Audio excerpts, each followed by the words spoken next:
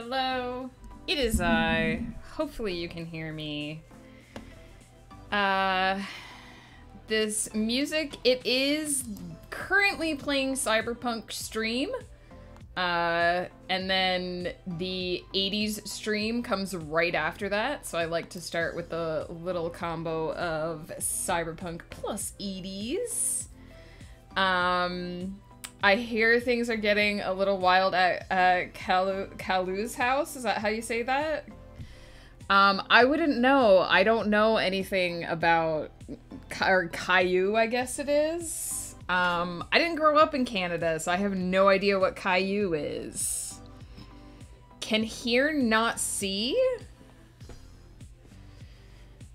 Okay, I was really worried there. Hello, Exiled Fae! My husband got a dehydrator for Christmas, and he dried some sliced lemons, and I put some in my Pepsi. And that did not turn out as hoped. Oh no! That sounded like it was going to be super good. But dehydrators are amazing. Have tons of fun with that. Laurel Tabby, hello! How are you? Ghost Pepper subscribed for 14 months. Thank you, sweetie. Have I been streaming that long? I've never been so happy that you don't have blurp on your stream. Because you can't be Caillou'd. Angel Faye, hello, how are you? Laurel, what you been up to? Haven't seen you for a while. Angel Faye, how's it going? You're doing good, glad to hear. Ghost Pepper, how is it down in the basement, my dear? Flanny, thank you so much for this delicious coffee. One of the reasons why it took me a little bit extra time to get on stream today is because the lovely Flannelsaurus sent us some coffee. Why are you Keck waiting? The lovely Flannelsaurus sent us some coffee, and I mixed it up in the grinder so that I could give it a try. How is it in the... What was I supposed to say? How are you? I already asked you that today. Fuck off. Fuck off. This is what I put up with, you guys. This is what I put up with every day in my everyday life. Seal's Apple, hello, hello, how are you? The other reason why I was a tiny bit late to stream is because I have to eat super slow now. So breakfast took a little longer than expected. Roaming Witch, hello! It has been a while. I'm doing pretty good. How are you? How was your holiday? How was everybody's holiday?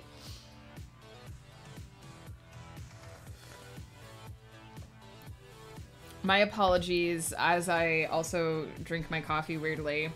So just a heads up to everybody, I might guzzle like a gallon of water and have to take extra breaks for the next foreseeable future. I've been having some, I guess I would say, difficulties. One of the side effects of my medication that I'm taking for my thyroid appears to be that's drying my mouth out a bit. So I'm drinking a ton of extra water to counteract that. And I do have to eat and drink very slowly to make sure that I taste everything. So if that's a little wonky, I apologize. I am sort of learning to manage this as I go. And so if there's a couple extra breaks or a bit of odd savoring of my coffee, you guys know why. Senator, hello! Enjoy your lurk? Ghost, I think the groceries might actually be here. Can you go grab the door? As the doorbell just rang. Of course, the second I go live. Kiki, hello, how are you? What is up? I knew as soon as I went live the groceries would get here. It's like the law of the universe. I've been getting back to writing after a small break and found the Little House books on Audible, so I've been listening to that and working to learn a new character from around the same time period. Nice! I loved the Little House books when I was growing up. Oh, it wasn't. Oh, I know what this is. Okay, thank you. Thank you, Ghost Pepper. I know what this is. Don't think I've shared yet, but at the end of October, we got a new puppy! Roaming Witch, that's awesome. What type of puppy and what did you name them? We need to get groceries too. Yeah, we order online now so that, Ghost Pepper doesn't even have to go to the store. They just deliver them straight to... Usually when they deliver a package, they don't ring the doorbell, so I was not expecting that to be my package. Holiday was really nice. Glad to hear that, Apple. Yeah, for anyone who, I won't go into the whole sort of story now, but for anyone who didn't hear, Ghost Pepper and I were supposed to go to Ontario, for a week to visit with his family. That did not happen. A week and a half, actually. But we got snowed in. I think actually it may have been the cold. It was very, very cold. We had a huge cold snap here. It was like minus 35 with the wind chill overnight. So our flight did not make it out of Kelowna. Or I guess I shouldn't have said that, where we are. People are gonna come stalk me now, I guess. We did not make it out of, the place where we were supposed to be flying from. We were snowed in for the holiday. It kind of sucked in a lot of ways, but we made the best of it. We had a beef roast in the freezer. We put everything together that we could. I did some baking. It was very thrown together baking, but you know what? The cookies taste decent, so, you know, can't complain.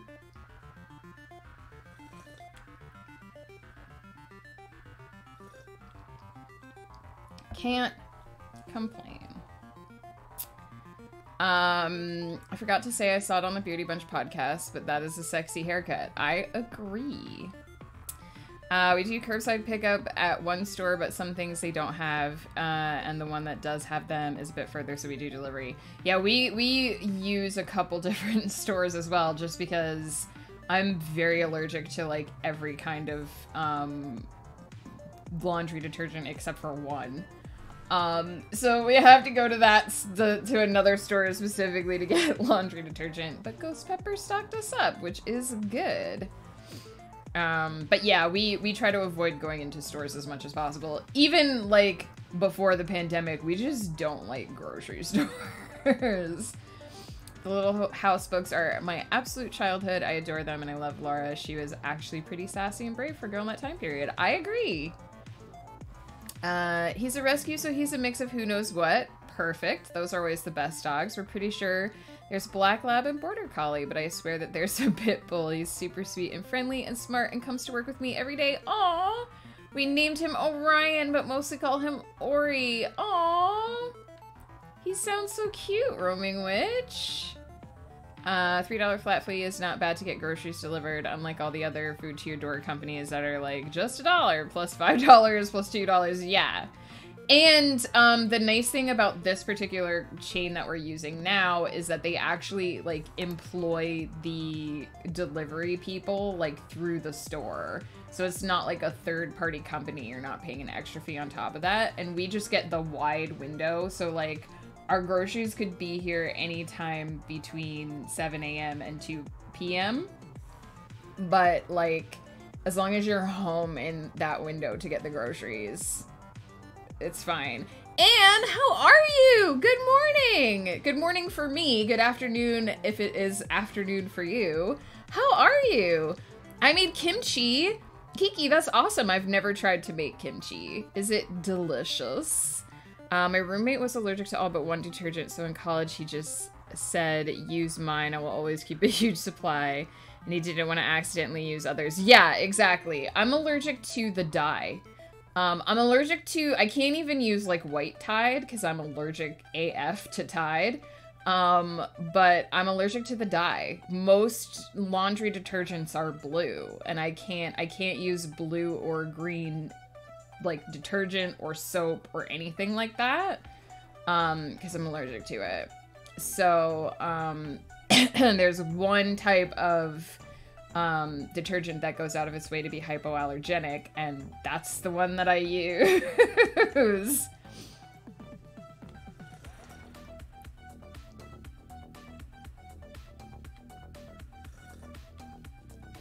Well, most detergents are blue, Squanchy, but I'm allergic to the white Tide as well. They do now make a Tide that does not have dye in it, and I'm also allergic to that one, so...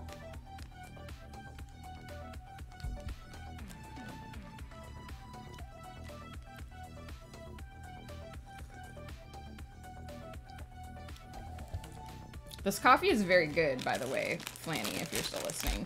I got this today. I may as well open it on stream. This is my stock up for the future. Yes, look at this. Oops, look at this. So, I'm very excited. I hope this is a different blue. It is. Is a different shade of blue. Look at that. Look at that. So you guys might recognize this was my day planner from 2022. We actually set this up on stream and I used it all year. This is my day planner for 2023. It is the same planner, it just doesn't have the gold leaf pattern on it. Has an ever so slightly different layout to the inside, but it's the same company, same everything. And what happened was I have 2024's planner already. You might be noticing a trend here, but what happened was I've been keeping my eye out for Legend planners because they get very expensive markup in Canada. So most of the colors that I don't have are now like anywhere between $50 and $80, which I'm not paying for. I know what they're supposed to be priced. And so shortly after Christmas, lo and behold, I found 2 Legend planners in colors I didn't have that were the regular price that they're supposed to be of $30. And so these are my day planners for 2025 and 2026, baby! I'm so excited! And this blue is not the same as the other blues, which makes me so happy. Because otherwise I would have just gotten the pearl shell one.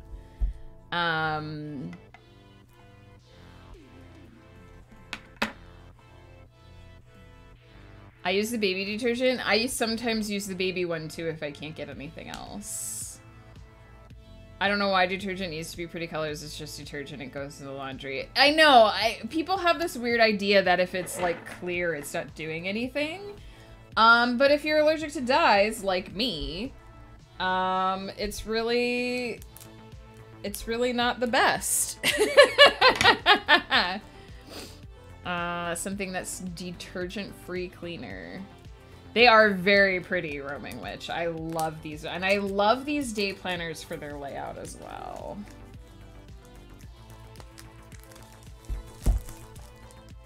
I use the Arm & Hammer detergent. Yeah, anything that is hypoallergenic, I'm usually, aside from the Tide. I can't use Tide. They put something in there. Tide is like stupid strong. You need a sponsorship because I'm about to purchase one. Apple, like seriously, you won't have to worry about the markup because in the States they don't have to import them, but they're so good. I love these things, and I am so worried that at a certain point I just won't be able to get them anymore. So I that's why I'm so stocked up, because you guys may be like, why do you have 3 years ahead? And it's like, because in 2 years I might not be able to get another one of these. They also make recipe books. Yes, it is. It is the same company, Exiled Faye. Neo the Baguette Smoozer. Hello, hello. I heard that you had to change your name. I heard that there may have been a bet involved.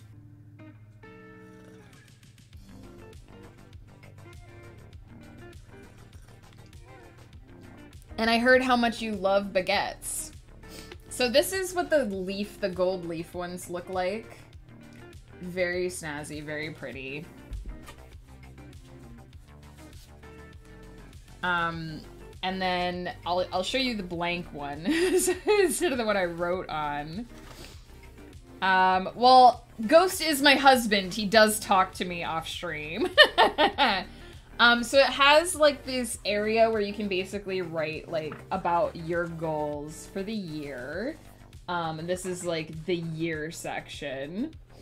It has a big like, what are your goals in this area? And then it has like your little 3-month goal areas where you write down what your goal is for each quarter. And then you have a month section. So they're undated. The best thing about these is that they're undated. So in 2026, I can use this day planner. So they're undated. And then, so this is what the months look like, and it has little, you can put your monthly goals, and then on the back, you can rate how you did for the month.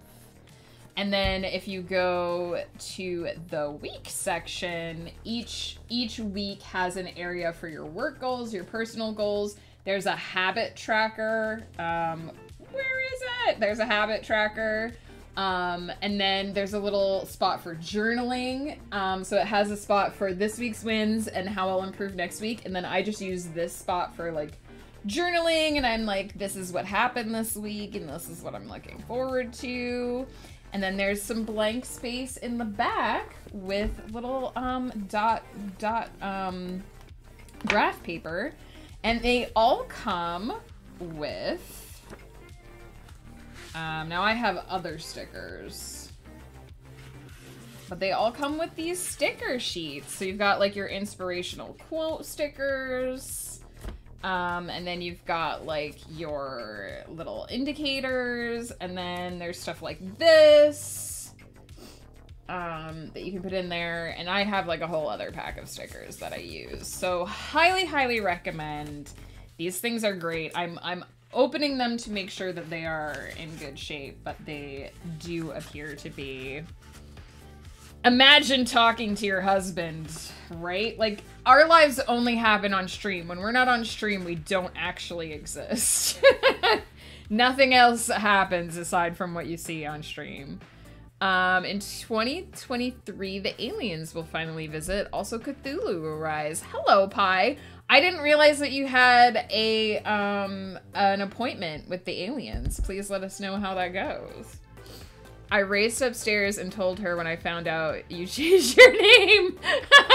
Yeah, he was very excited about it. He was very excited for me to know. Zibaguettes got me. We know that Neo really loves baguettes. That's why he sees so many ads for them. Because he's put it out there to the universe that he needs all the baguettes. Been getting back into anime. Nice, Laurel. I'm doing solidly okay, Neo. I've been dealing with some health-related stuff. But with Ghost's help, I've been feeling my way through it, just, you know, learning the side effects of being on this medication a little bit more long term, and just being prepared for that and sorting it out. And our Christmas was snowed out, essentially, but we made the best of it. We had a last minute Christmas at home. We were able to do that. We were able to put together the big dinner, the baking. We ordered a pie because, you know, whatever. That's not something you can do as well last minute. And we had a good time. We hung out with friends that we probably wouldn't have gotten to hang out as much with if we had been away, which, I mean, we still would have enjoyed being away, but, you know. And it's been good. It's been really nice. But yeah, I have been mostly AFK. We ordered a pie. It wasn't you pie. We couldn't, unfortunately, import you, even though we would have liked to. It was just a pumpkin pie. But you would have been our first choice if we could have imported you. So I have been mostly AFK because I spend too much time at my computer when I'm working.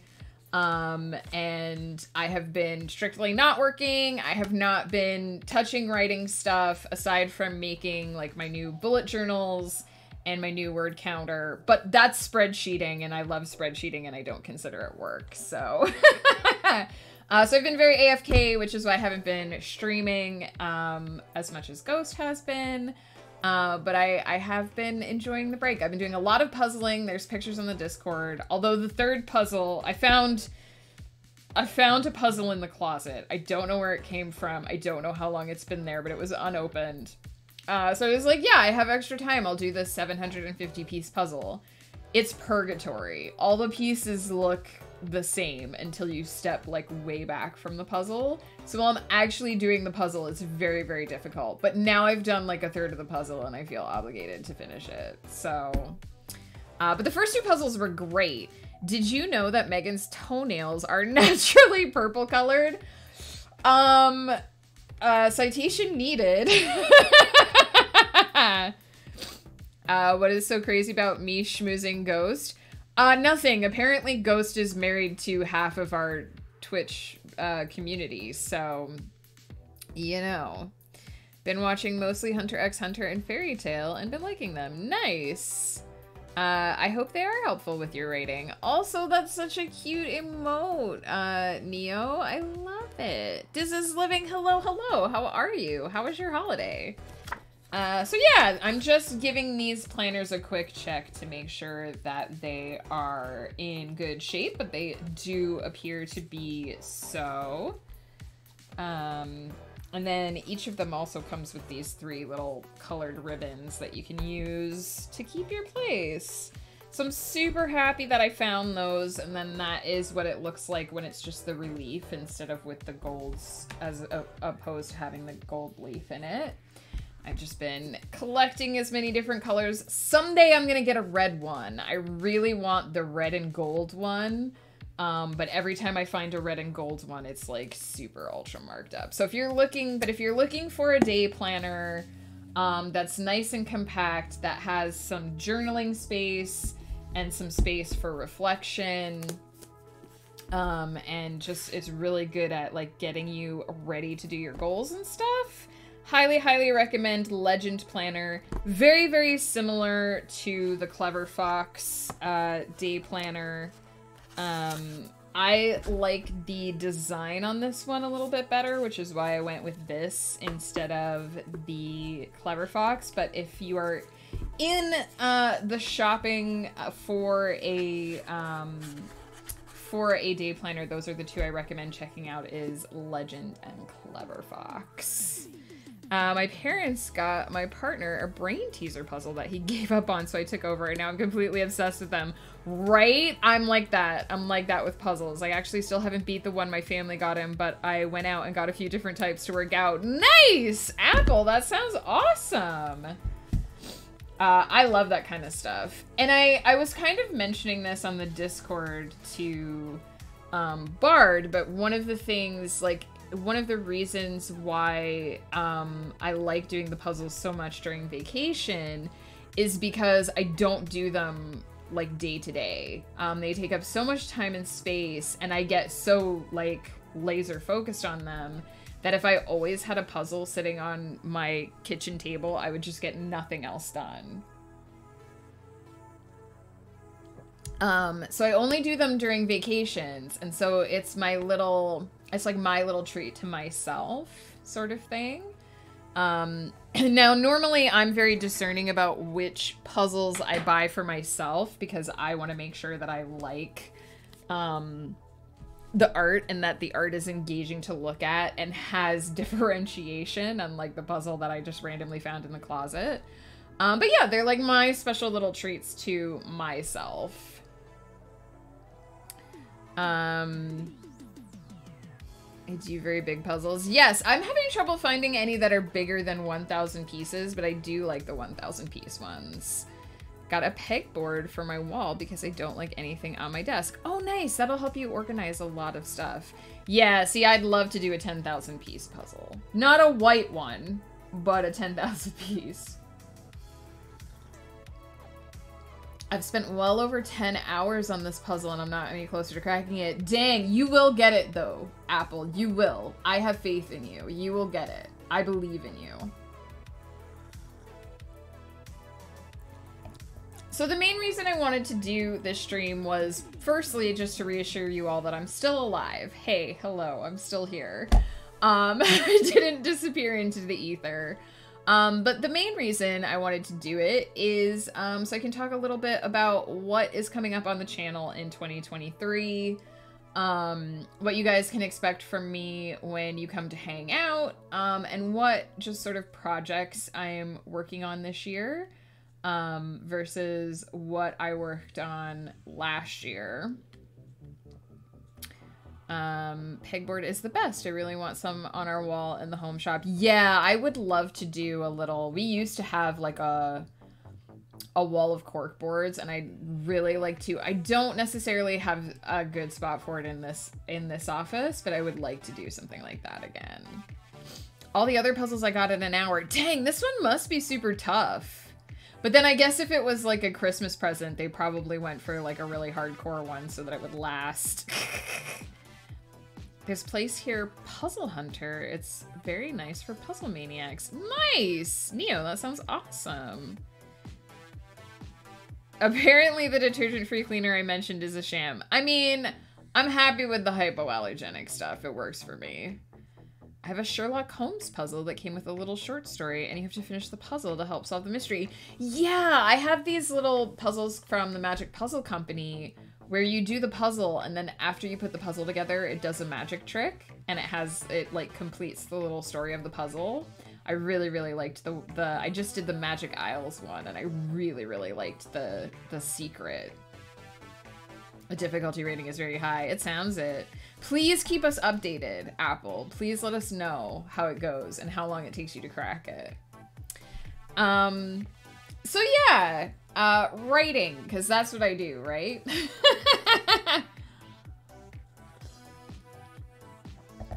So I kind of mentioned this at the end of the year when I was streaming, but I'm pretty sure everyone hanging out here at the moment knows I'm a science fiction and fantasy writer. I publish under the name Megan Cutler. It's right above me. You can check out my work at megancutler.net, and you can find all of my books on Amazon and Kindle Unlimited. Currently, I am publishing the Celestial Serenade space opera, which, for anyone who's like, what is a space opera? It is a story that takes place in a vast, sweeping, grand setting, such as a galactic empire, but it focuses in on the drama and interaction between characters. And so my space opera takes place partially on Earth and partially within a galactic empire. I put out 3 books in that series last year. They were Duality, Harmony, and Unity. Plus, in December, I put out the box set Song of the Spheres, which is the second in the Celestial Serenade collection, making it Song of the Spheres, or Symphony of the Stars and Song of the Spheres. Those are the 2 sets of 3 books gathered together all in one. Those 6 books represent the first major story arc for the Celestial Serenade series. There is an ending at the end of the 6th book. It's not the ultimate ending, but there is an ending. There's no Megan command here, because it's my channel. But the commands that will bring up things are above me there. If you're interested in the Celestial Serenade, just do !Celestial, that should bring it up. Or do !Books to get the link to my Amazon store. You can give a picture to them and they create a puzzle. Oh, that sounds cool though. Is there a puzzle section in the Discord? I mostly just post pictures in the photos area. Like if you have photos, if you have a photos of it, lol, writer. If you have a photo of it, you can share it there, or you can just put it in the gaming section. If you're not sharing pictures but just talking about it, I think that would count as like a game. Or you can just toss it in the small talk. We're not really strict about the sections of the Discord. I took a picture of my 5 cats, and a 2K piece puzzle was 99 euros. That's not bad. The oh shit portion of the stream. There doesn't have to be an oh shit portion of today's stream, thank goodness. So yeah, that is the Celestial Serenade. That is my main project right now, and there are going to be 3 more books in that series published this year. There is a time jump after book 6. I won't say how long, but there is a time jump. And there are some new characters being introduced, and you might find out some interesting details about the characters that were in the first story arc after their stories have technically ended. That's right, Squanchy does know of a place where you can do custom digital puzzles. And so the 3 books that are coming out in the Celestial Serenade this year are called Smooth Jazz. They all have music names, guys. Smooth Jazz, Careless Electronica, and Headstrong Heavy Metal.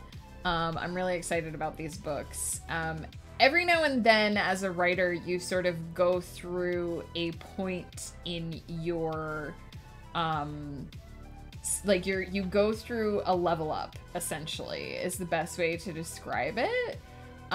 You reach a point where your skill has essentially leveled up. You're better enough at, what you're doing to recognize a gap. To recognize a significant improvement. And between books 6 and 7 of the Celestial Serenade, I leveled up. I leveled up as a writer. I found my groove. I don't know if it's because the series went on for as long as it did, and I was really able to connect to the characters and to the world, or if it was just because I sort of figured out what I was doing with the writing process. Probably it's a combination of all these things. But I feel personally that I leveled up in between books. So I'm really excited for books 7, 8, and 9 to get out there in the world. Because I want you guys to see how I've grown as a writer, and also how the story has grown and evolved as it was written.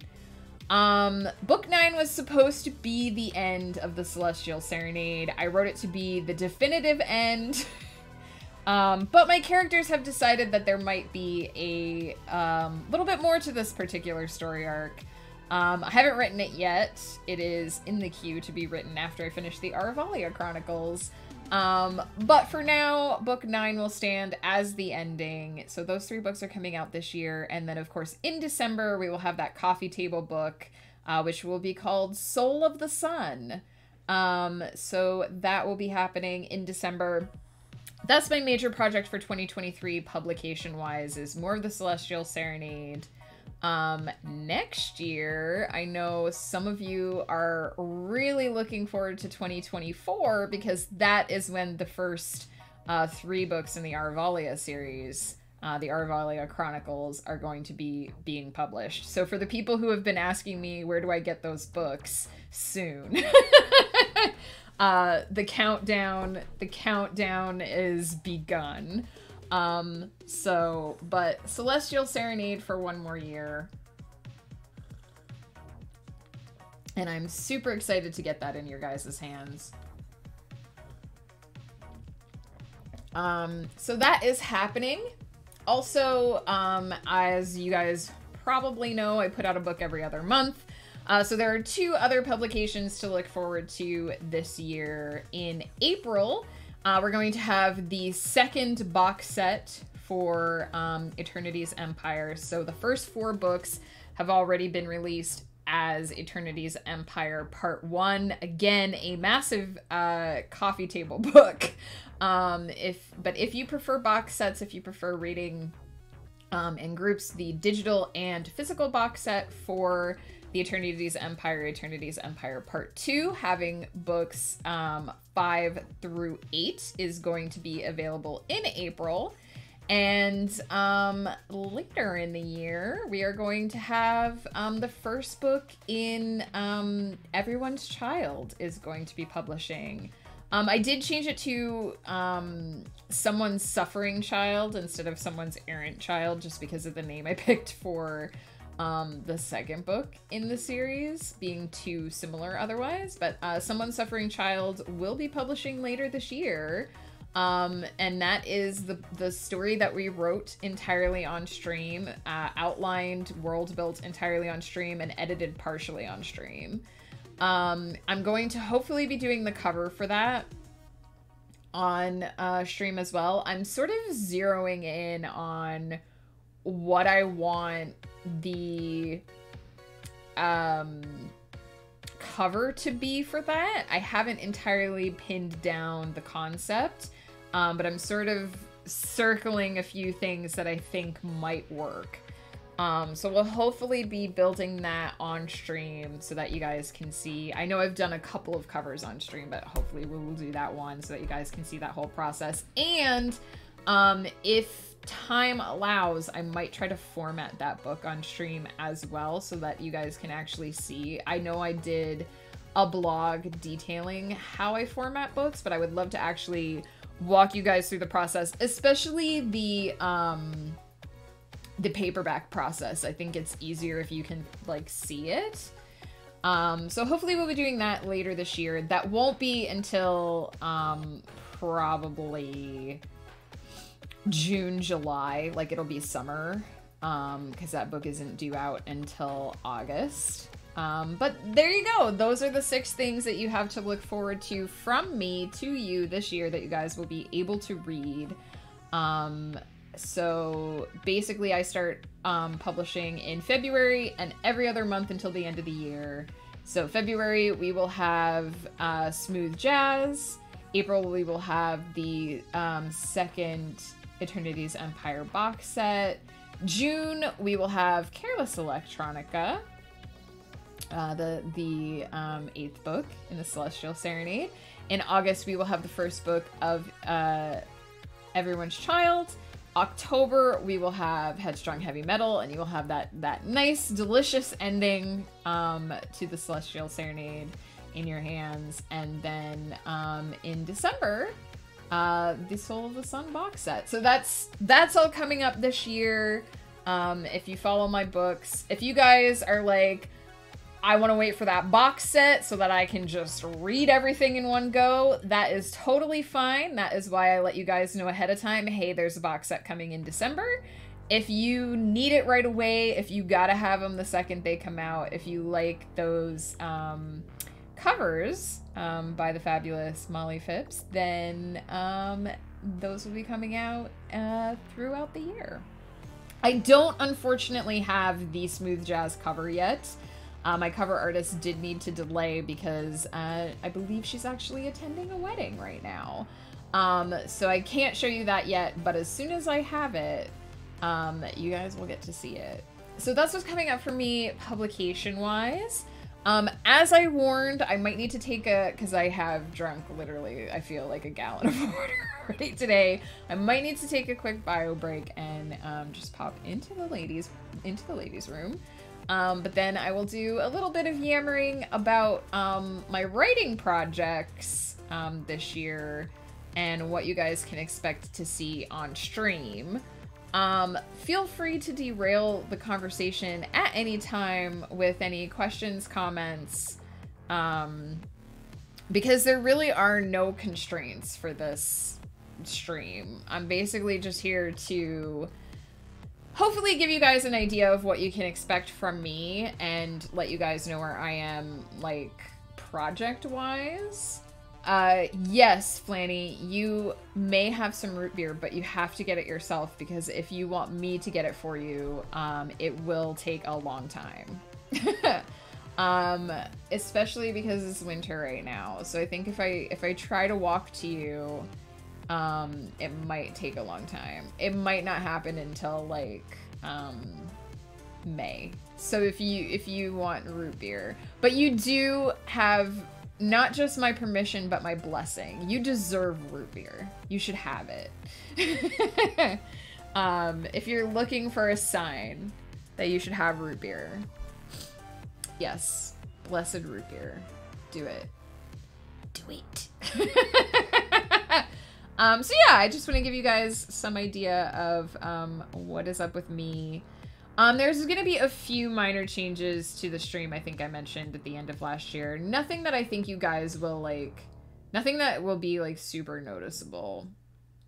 But I am just going to take a quick AFK and pop to the ladies' room, and then I'll yammer at you guys some more. I hope these streams are not like ultra boring, because they feel very like me, but I know usually at some point we get into the craft talk, and that's usually more fun, more worth it. So I will be right back.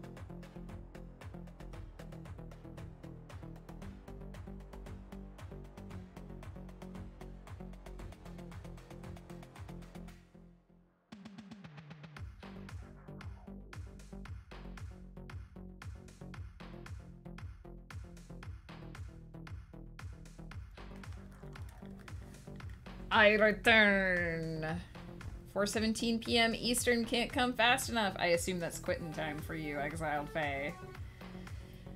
How could we not enjoy listening to you yammer? Aw, these streams are perfect company for a work day. I appreciate you saying that, Roaming Witch, because I never know.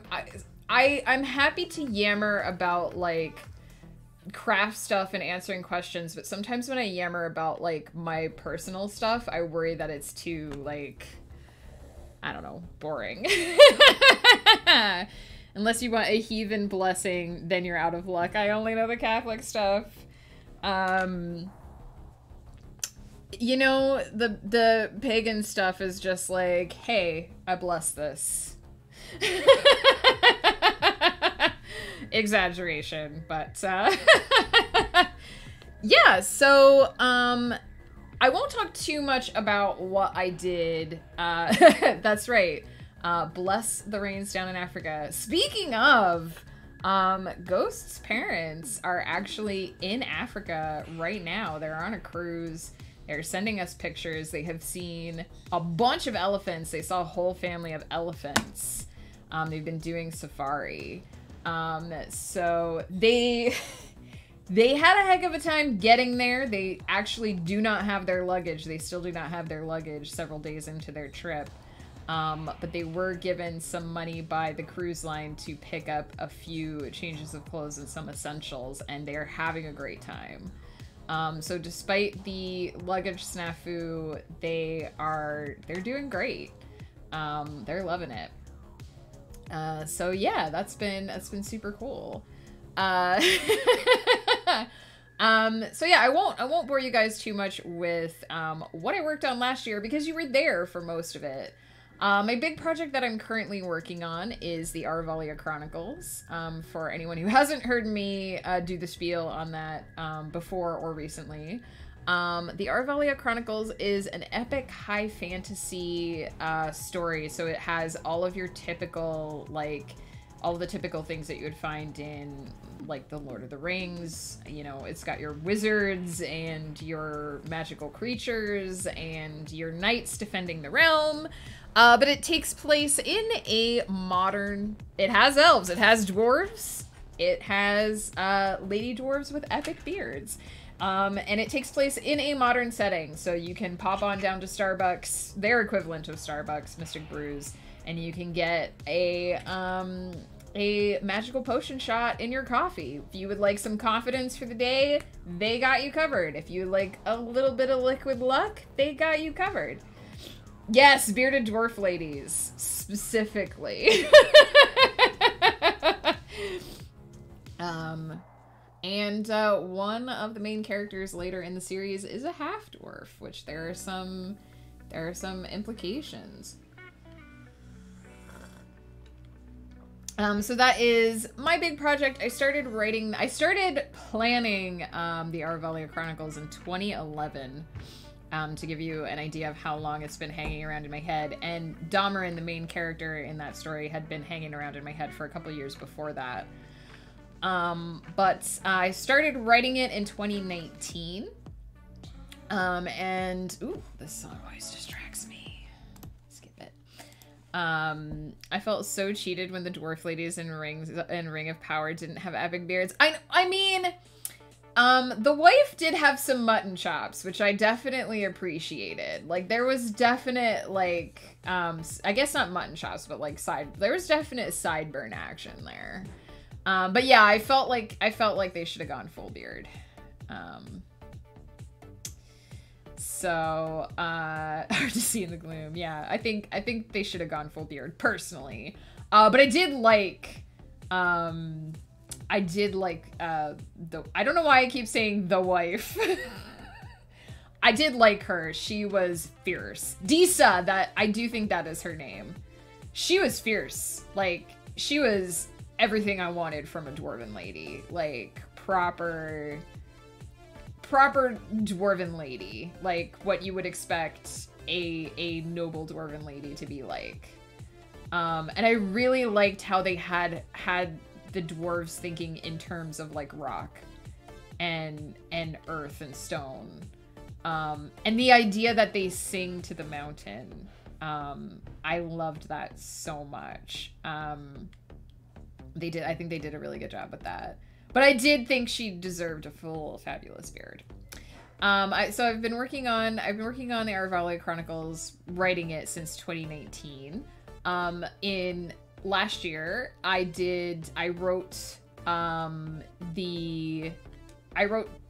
so my writing schedule is slightly off from where I wanted it to be, but I wrote the end of the third trilogy and the first two books in the fourth trilogy. I'm going to be writing the final book in the fourth trilogy at the beginning of this year, book 12. It is already outlined. Also, I basically kidnapped one of the main characters at the end of book 11 and then went on vacation for 2 weeks. So that's been fun for that character, I'm assuming. It's always interesting when you're a writer and you take a break during a major cliffhanger. So that's what I've been mostly working on. I actually, in addition to writing the fourth trilogy, or starting the fourth trilogy, I edited the second trilogy, which is with my betas now. And I also polished the first trilogy, which came back from my betas. Hey, Comf, how are you? So basically, I eat, sleep, and breathe the Aravalia Chronicles right now. I'm sort of at a point in the production cycle of that series where I am writing, editing, and polishing it, because there are so many books in that series. And this year, my hope is to finish writing the series. I of course will be finishing the fourth trilogy at the beginning of the year, but I would really like, by the end of 2023, to write the end on book 15 of the Aravalia Chronicles. I'm doing pretty good, Comf. It's been a wild time for us. Our vacation kind of got snowed out. And I'm dealing with some medication side effects, but we're hanging in. We're doing good, making the best of the sitch. How are you? I asked how you were because I see you saying I'm good. How was your holiday?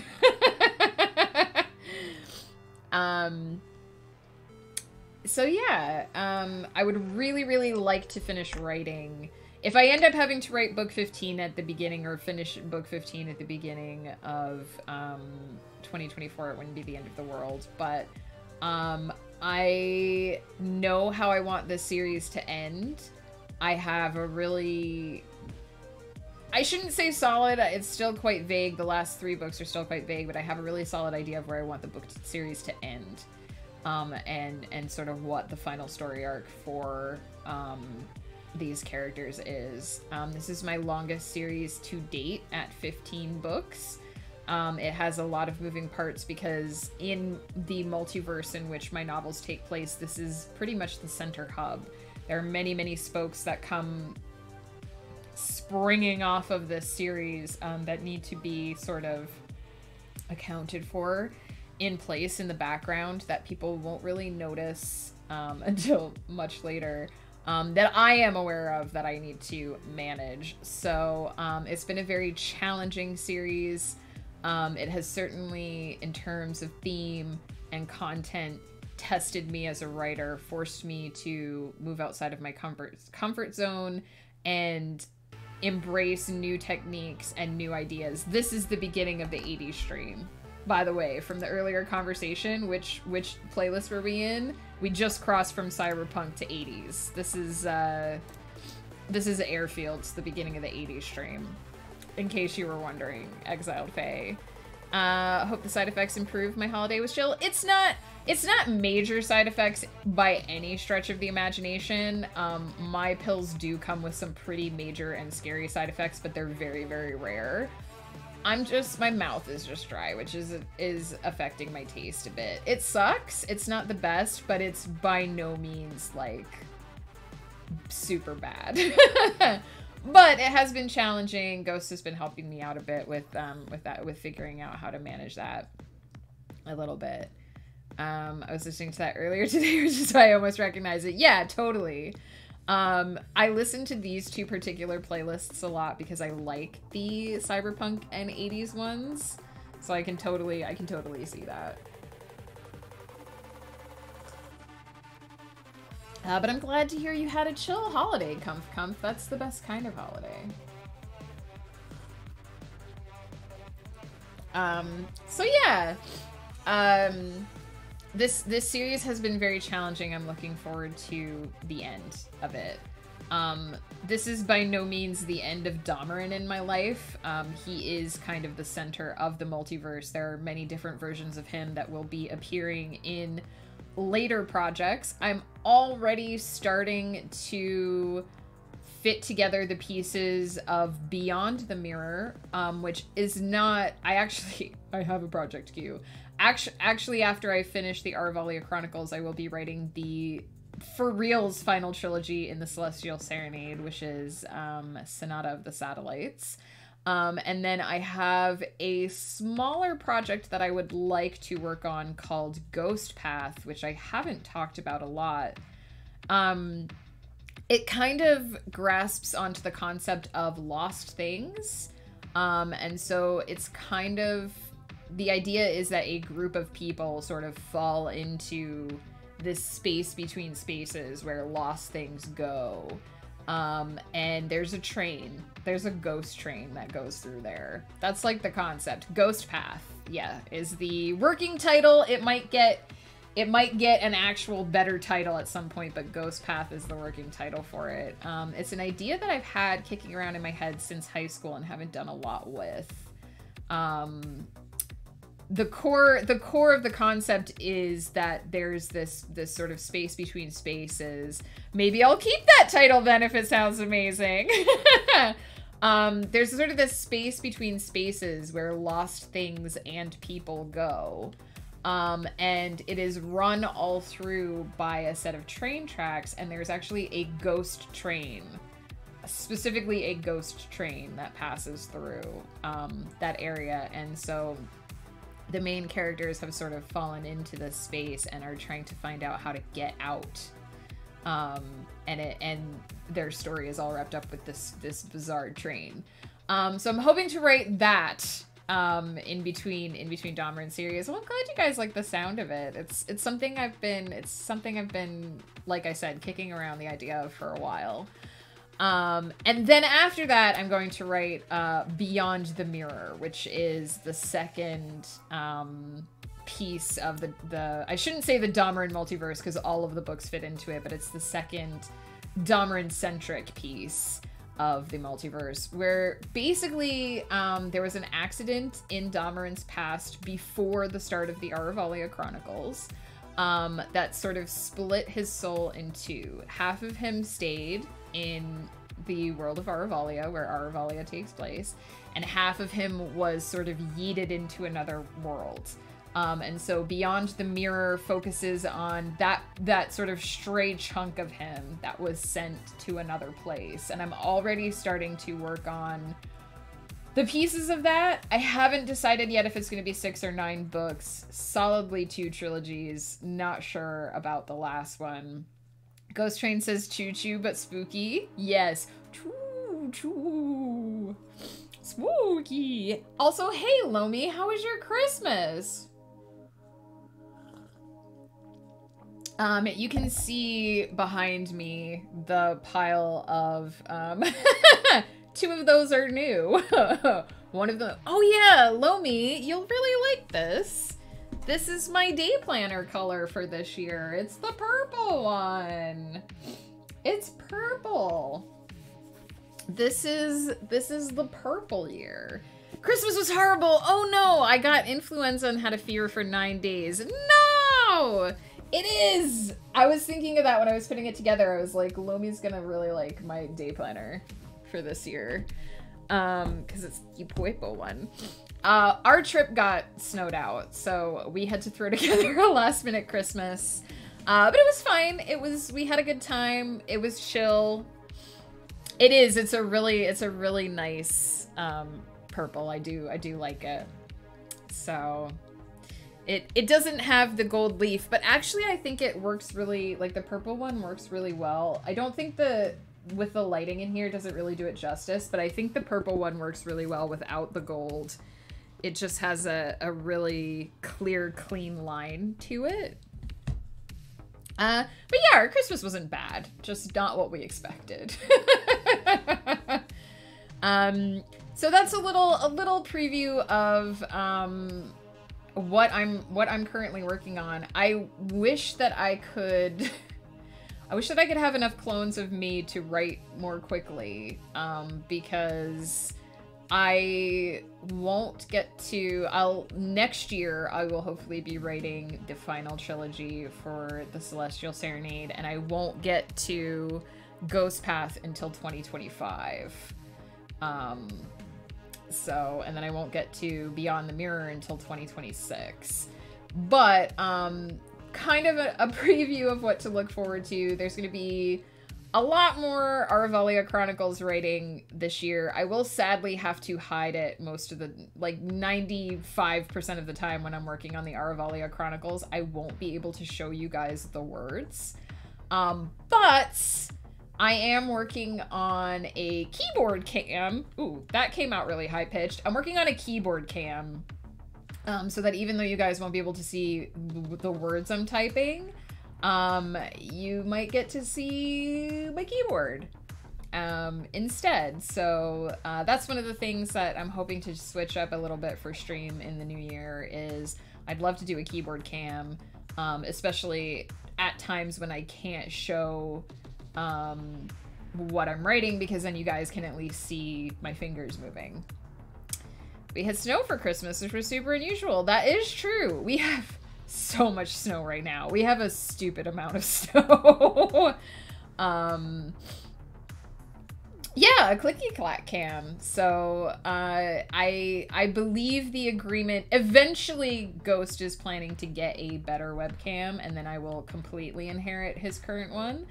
But I do believe I tentatively have acquired permission to use his camera when he's not streaming, which usually, again, 90% of the time, he's at work when I'm streaming, so I could borrow his cam, and use my current camera as a clicky clack cam, so that you guys can see. And I just, you may or may not be able to tell. Look at that's one of my puzzles that I did, by the way. That's the Hades puzzle. I just cleaned this baby here. So this is, it looks quite dusty actually in the camera lighting, but I just took this apart and put it back together the other day. Very clean. Don't be like me. Don't eat at your keyboard. I need to try to be more careful about that now, but, freshly clean, freshly spruced up, so hopefully I'll be able to set up a keyboard cam. Yeah, and then you guys can see how fast my fingers apparently move, because y'all say that my fingers move real fast. Lomi, how have your writing projects been going? If you want to share, no pressure. So also, again, I tend to have one big project and one side project that I'm working on. So our side project for this year is going to be Everyone's Child. I am hoping to write books 2 and 3, and to edit books 2 and 3, so that both of them will be ready for publication next year. My goal is to go into 2024 with all of the books that I intend to publish written and edited, and so that there's no last minute heaping it on, which has happened in the past. So we will be doing more Everyone's Child. I am probably not going to do it completely on stream as I did with the first book. Case in point, I will be doing the outlining my second week back. So next week I'm going to be back to work. I'm going to be finishing up edits on book 1. And then the week after that, I'm going to be doing the outlining off stream, just because there's going to be a lot of me muttering to myself about things that will be spoilers. I will be writing more of that on stream. I'm changing the way, I'll go into this a little bit more in a bit, but I'm changing my schedule, the way my schedule works a little bit. So we'll see, fingers crossed, that works out, but I will be writing more of that on stream. And I'm excited to see where that goes. I have a really vague idea of what happens in the next couple books and where that story kind of ends. But it's still very much filling itself in as we go. So it'll be very interesting to discover. They must move fast, so many words. I mean, to me it just feels natural, but I guess we'll see. Didn't write for most of December since I was sick. I'm about halfway through my second fantasy romance project. I saw that. Hope to get one finished by the end of the month and start the next Spectrum book. I'd really like to finish that series this year. Good luck! Hey, Maskling! How are you? I know from your post in the Discord that you've been having a rough time, but we're sending you our love and our hugs if you would like them. And I hope you're having a bright day today. I know some of this stuff is a day to day. So I hope you're having a bright day today, or at least a brighter day than yesterday. Yeah, I'm just yammering about what I'm working on.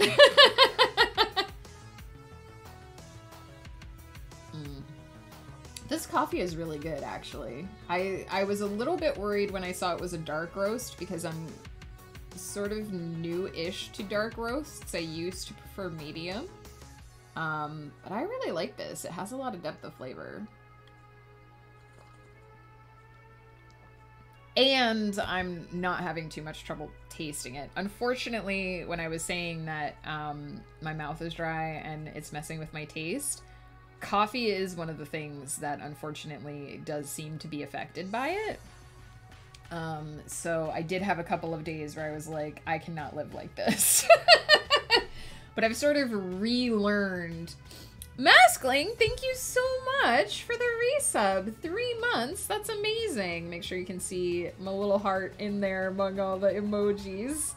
Thank you so much, I appreciate that. So yeah, I basically relearned how to drink coffee over the last few days, which has been interesting. And of course I'm talking a lot right now, so my mouth is drying out.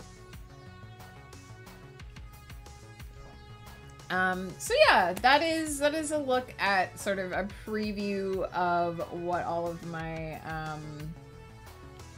yes, thank you so much for the support. I do appreciate it. That is kind of a look at what I am expecting to be writing for the year or for the next few years. I will say, since I did a tiny teaser of what's coming after the Arvalia Chronicles, after I finish Everyone's Child, I am planning to write a spin-off from the Celestial Serenade universe called The Backwards Bar and Grill, which is a space heist redemption story. It takes place in the Keltaran Empire, post the first 6 books of the Celestial Serenade. So some of those characters may have cameos.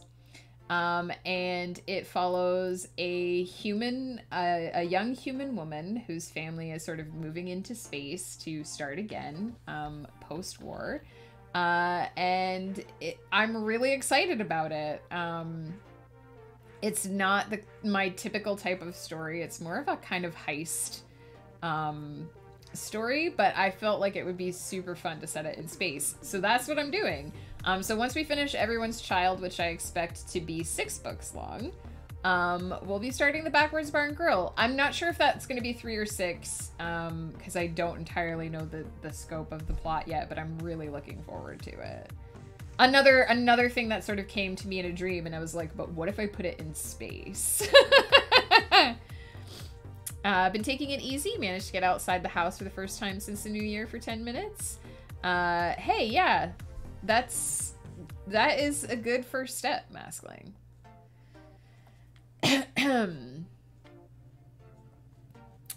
Holiday plans got demolished. Indeed. Canadian weather, man. can't wait to get to the part where I get to write cameos. I feel like readers love cameos.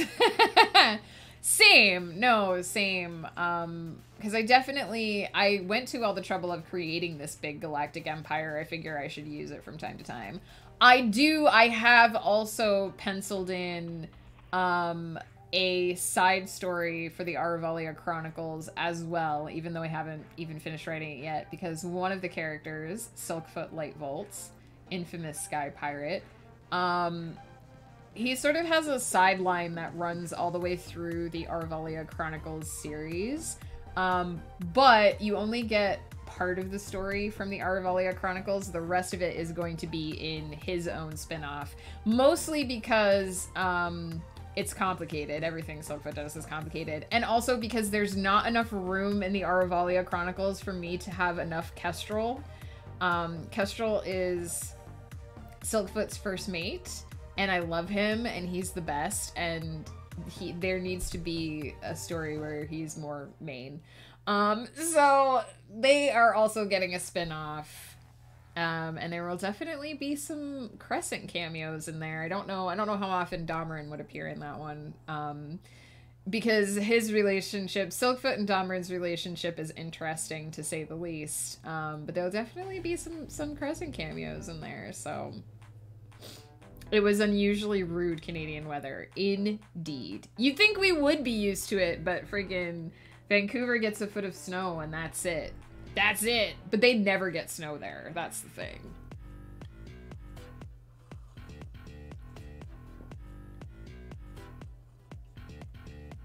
Love cameos and Easter eggs. Yeah, there's lots of Easter eggs.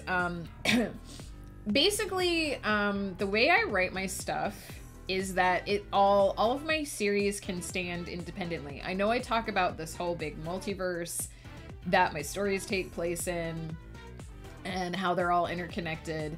But if you just want to read one of my series, if you just want to read The Celestial Serenade and nothing else, if you just want to read Aravalia Chronicles and nothing else, that's fine. Like, you'll get enjoyment out of that. I specifically write the stuff so that they can all stand alone, so that they can be independently enjoyed. But there are these tiny little Easter eggs, these tiny little hints about the multiverse that if you are someone who reads everything that I write, someday you will get this whole extra story on top of all the other stories.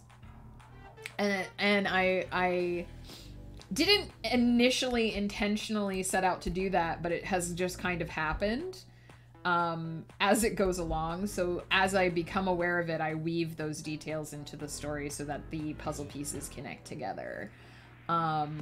But I can't stress enough that you don't have to read everything I write to enjoy the stories. They are enjoyable independently of each other. That's gonna be a big TV Tropes article. I mean, if I eventually end up in a TV Tropes article, that would be chef's kiss. There's plans. I have so many plans. There's another thing I think people like. I have a lot of people who end up being disappointed when I write a new story in a new world instead of setting it in the world they're familiar with.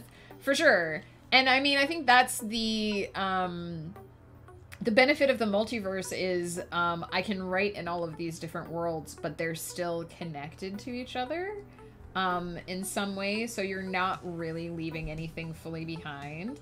And right from the get-go, in Aravalia Chronicles, and I don't think this is a spoiler because it literally happens chapter 1. Right from the get-go in the Aravalia Chronicles, it is established that there are multiple dimensions.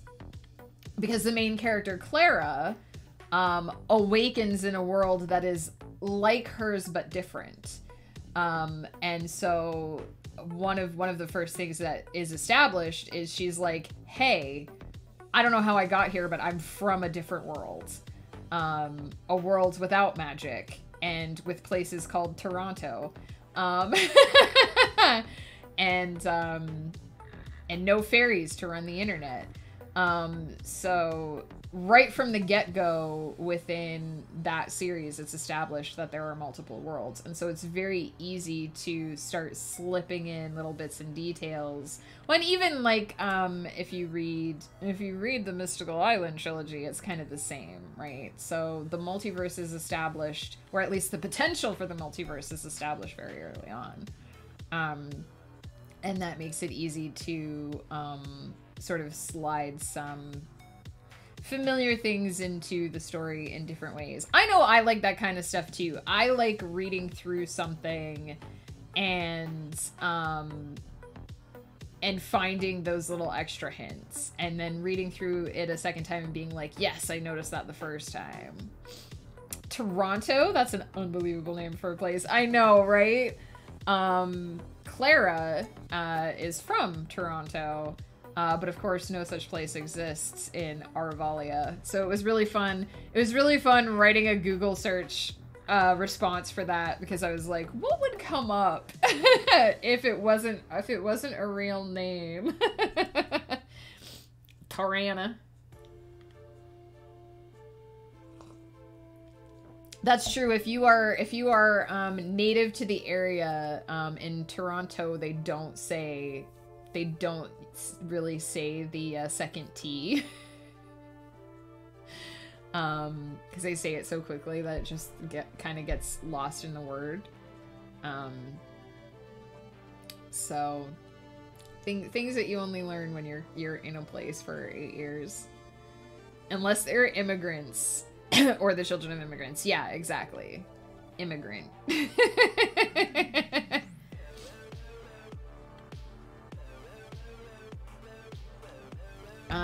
So yeah, that's just kind of a little preview of my writing projects, what to expect, what to hopefully look forward to. I feel particularly bad for Exiled Fae, because I know that you've basically already tried to buy the Arvalia Chronicles books once and they don't yet exist, but they're coming. I swear to you, they're coming. The buffer exists for a reason. The main reason is that it takes me 3 years to finish one of my major trilogies, right? So I write it 1 year, I edit it. There's so much scouring of the website. I remember you being in chat like, where are these books? How do I get these books? And I was like, The Celestial Serenade? And you were like, no, I have those. I felt so bad after that stream. I was like, oh no. But yeah, the main reason why it takes so long, why these books exist and can be spoken about but aren't yet published, is because it takes me a year to write a trilogy, a year to edit that trilogy, and then another year to polish that trilogy. And so by the time I've done that, it's basically next year to the queue, right? And so then that gives me the time to format the book, get a cover for the book. No, it was totally reasonable that I spend every stream talking about these books and you were like, give them to me now. I actually appreciate the hell out of it that you're so excited for these books. It actually makes the 4 years that I've spent making them a reality feel totally worth it, that there are already people excited about these books. Yeah, I promise there's a reason for the buffer. And also the buffer is there because if my health ever does take a serious turn for the worst for, 3 months or whatever, I shouldn't say serious turn, but if I take a downturn, if my thyroid flares up, if I have to step away from the keyboard for 3 months, or if something happens, like we buy a new house, because that's what happened back in 2018, 2019, was we were house hunting and I lost so much time to it that my whole publishing schedule got screwed up. So the buffer exists so that if I have to step away for a couple of months, that those books can still flow to publication at the proper time, and there won't be an interruption for people who are waiting for the next installment of a series. And given everything that's going on in our lives right now, I do anticipate that at a certain point there will be just a time when I am not able to produce books to the level that I do now, and so that's what the buffer is for. The nice thing about having a huge buffer is it keeps things pretty stress-free. My doctor told me I shouldn't do pre-orders anymore because they're too stressful, so the buffer is definitely the way to go. Totally. And I know I have a friend who does like a ton of like, she does a whole year of pre-orders out the gate. And half of those books are books she hasn't even started yet. And I'm like, girl, I do not know how you survive because I would die. But that's how she sets deadlines for herself. That's how she makes sure that she gets the writing done. And it works for her. And I'm not here to judge anyone for doing that, but I would die. I don't even set up I set up my pre-orders like 2 weeks in advance, even though the books have been done for a year. So 100%, that is one of the big reasons for the buffer. I promise it's not like a tactic to get you guys excited for something you can't have. But my thing is, I read so many series when I was in high school that we had to wait for the last book. I mean, I think we waited 2 or 3 years for the last book in the His Dark Materials. And I know there was a series that my friend Flutterdye started reading that's never finished. She read the first 2 books in high school and the last book was never written. And so the other reason for the buffer is just that, so that you guys know, you know, I say there are 15 books in the Arvalia Chronicles series, and you're like, damn, is she ever going to finish them? Yes, because most of them are written before that first book goes live. So you know, it might take 5 years, but you're going to get that whole series. You're going to get that completion. You're going to get the satisfaction of knowing what the ending is, and you don't have to wonder when you start book 1, am I ever going to know how this ends? 100% you will. That's the other reason for the buffer, because as a reader, like, I will not touch the Game of Thrones because that series is never gonna finish. So I will not touch those books because I've been burned so many times by unfinished things. But you guys know, when I started publishing the Celestial Serenade, book 9 was written, and it has a satisfying ending, and when you guys start the Arvalia Chronicles, it's gonna have a book 15, and it's gonna have a satisfying ending. If I did that, I'd get sued. Putting up pre-orders as your like deadline. I don't know how she does it. The thing is, the way Amazon pre-orders work is if you set up a pre-order, you have to meet that pre-order deadline. You can move the deadline earlier, but you can't move it later. If you miss a pre-order deadline, Amazon will take away your ability to do pre-orders for a year. And pre-orders are very valuable to indie authors for a lot of reasons. For me, it's so that I can't chicken out. If the book is set to automatically go live, I can't be like, oh no, I don't want to do this, and not hit the button. But they're very valuable to indie authors, so it's pretty rough to lose your access to them, even for a short period of time. So if you set a pre-order date, like, you gotta... They made some exceptions during COVID, during the height of the lockdown in 2020 and early 2021. They would let you move the pre-order once due to COVID, but they've really cracked down on it now. I've been in a writing mood for the last month or so because Gestures at Life. I feel you, big mood. I don't know when I'll be back there, so I'm just taking my time to hibernate. Oh, haven't been in a writing mood. No, that is totally fine. And breaks are so important. I can't stress enough that if you feel like you have too much else going on, there's nothing wrong with pulling back, focusing on the things that really need you. If you need a lot of energy to get through the day-to-day, it's 100% fine to not have writing in there. And really, honestly, your brain is still going to be working on those thoughts, working on those stories, and when you go back to writing, your muse is going to be going crazy like whoa. So it balances. Writing to deadline is so hard on people. I just saw someone bomb a release because they ran out of time and uploaded an unfinished version so they didn't lose access. Ooh. Yeah, see, that's my thing is I don't even upload unfinished versions to my pre-order, like, in the background, because I've heard so many horror stories about it. When I set up my pre-order, it's the final finished product. So that if it goes out, every now and then I make a boo-boo and I have to go re-upload it.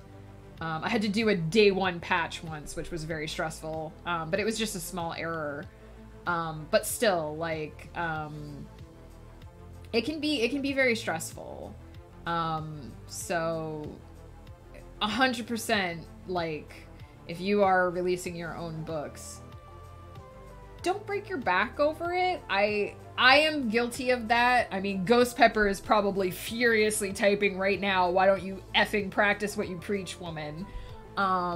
Because I am quite bad at that, even with a buffer and a work schedule and stuff. But don't break your back over it. Don't put yourself into a position where you have to do the impossible to finish or succeed, because you're just making it hard for yourself. And most people are understanding. Like, yes, readers are voracious and they want to devour your work as quickly as possible, but most people are understanding. Most people will not mind waiting an extra month for something that they're really excited about. I've been listening to a rainstorm while writing while my little one is in school. Nice, Kiki. That is my go-to sound for writing, is rain. My muses respond well to breaks. Absolutely. Breaks are so important.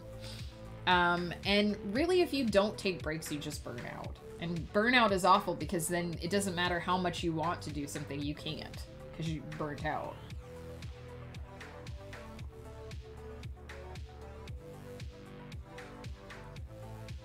I'm still waiting for Winds of Winter. I'm not betting the farm on it, but I'll still read it.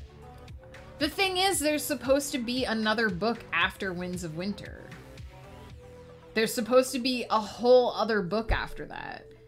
And it's taken him like 20 years to write this one. So, like, if he doubles the amount of time in between each book, it's just not gonna happen. His kids will write it Herbert style, but that's not good either. Because I've heard that the last two Dune books are a train wreck. Shy, hello! How are you? What is up? I tend to fall out of my routine if I take a break, so I try to switch gears. I'll do pixel art instead of my usual digital art. That is a good point, too. That's actually why I have two projects. You guys may have noticed that I mentioned my main project and my side project.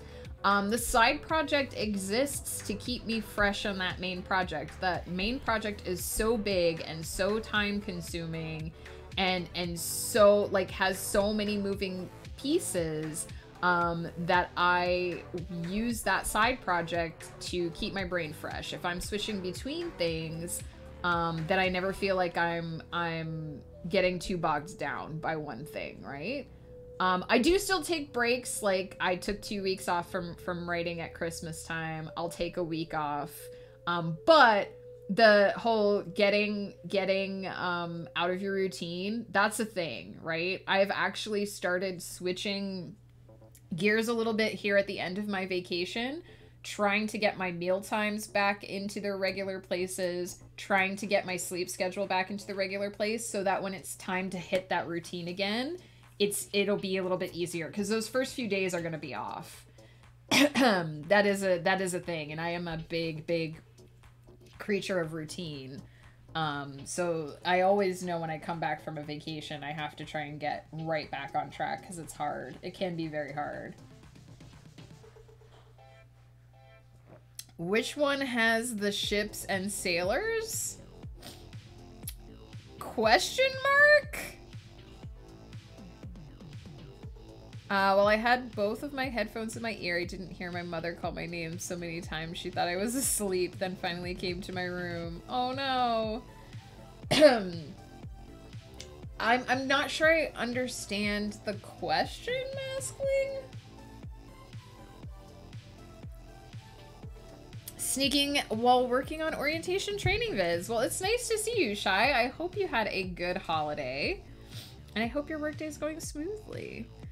I get in trouble when I don't write for a bit. It's always hard to get back into it. Unfortunately, sometimes you just can't. I'm still learning to be okay with that. Yeah, no, totally. I find that once I take a break, like I have over Christmas here, my muse goes absolutely wild. So I will be very much like, it'll just be falling out of me for the first few days. But it does take some time to get back up to the productivity level that I usually am. Just, you know, those first few days will feel rough. I'll feel a little bit rusty, and that's okay. Like, I think breaks are important, but you want to account for the fact that you're not gonna go straight from writing 6,000 words and then take a 2-week break and instantly feel natural doing that 6,000 words again, right? You might have to work up to it. I usually try to plan around that for, like, I try to ease myself back in after the break. Not doing that this year because I basically have to create more work time. I have to step up my production a little bit. I have to step up my production a little bit on my main projects so that I can slow down production on my side projects a little bit. So I'm trying to find that balance between, instead of having light, easy day, heavy, stressful day, light, easy day, I'm trying to make every day a this feels balanced day, essentially, by rearranging sort of how much work I do at what times. Yeah, it's important to realize all those things. And it's different for everyone too. Like, some people will, like I said, I'll take a break and my muse will go crazy. Your muse might take a little while to wake back up, and that's totally fine. Yes, balance is what I am going for this year. I definitely struggle with making sure that I'm not working too much. And now I've sort of gotten to the point where I'm trying to cram too much. I'm once again trying to cram too much work into a compressed time period. So what I'm basically trying to do is sort of even everything out, right? So that each day I'm doing an amount of work that feels like enough, but also doesn't feel like, oh my god, if I don't panic and rush through this. Partly I need to work on my time management a little bit. I'm really bad at starting. Once I start a task and get into the swing of that task, I am fine. I'm in it. I'm doing it. It's gonna get done. But sometimes it takes me like a half an hour, 45 minutes to actually start because I just procrastinate. As you may have noticed on stream sometimes. So that's one of the big things I want to work on this year is better time management. I think will allow me to balance my work days better. But it's easy to say and hard to do. Balance is my goal too, but also scheduling things around knowing I won't get things done when my kid's not at school. Yeah, that kids make everything more difficult. Good luck, Lomi. Thank you so much for stopping by. I really appreciate seeing you. I hope there are better days ahead. I hope you are done being sick. I am gonna take another quick break. I don't know how much longer I will stick around on stream because we do have groceries coming at some point. But I wanted to do a little bit of talking about what to expect on the channel specifically for the new year. So we've talked about writing projects, we've talked about publishing. I just want to talk a little bit about the subtle changes that I'm making to the channel, which again, it shouldn't be overly noticeable. And what you can expect to see, hopefully some exciting things for those of you who are subscribed. So I will be right back to talk about that in a moment.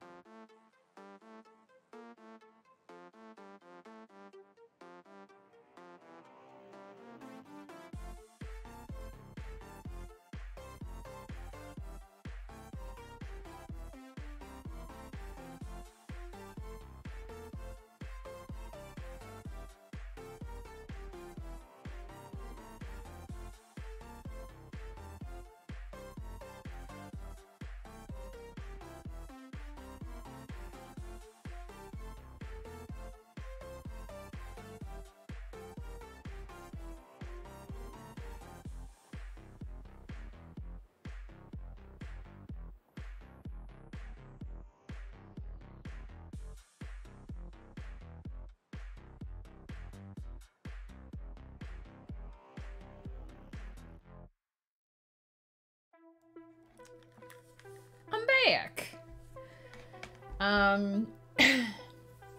So yeah, I mentioned at the end of last year, I think during my last week of streaming, that I was planning on making a few changes to the stream. Nothing major, nothing that I think you guys will like super notice. Also, Maskling, I hope you have some hand socks because they're super great for when your hands are cold. My hands are always cold. Ask Ghost. Yeah,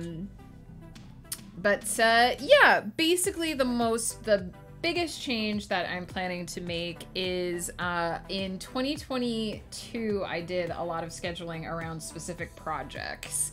So I had specific projects that I tried to do only on stream. We had the 22 stories in 2022 project, which was great. I really enjoyed doing that.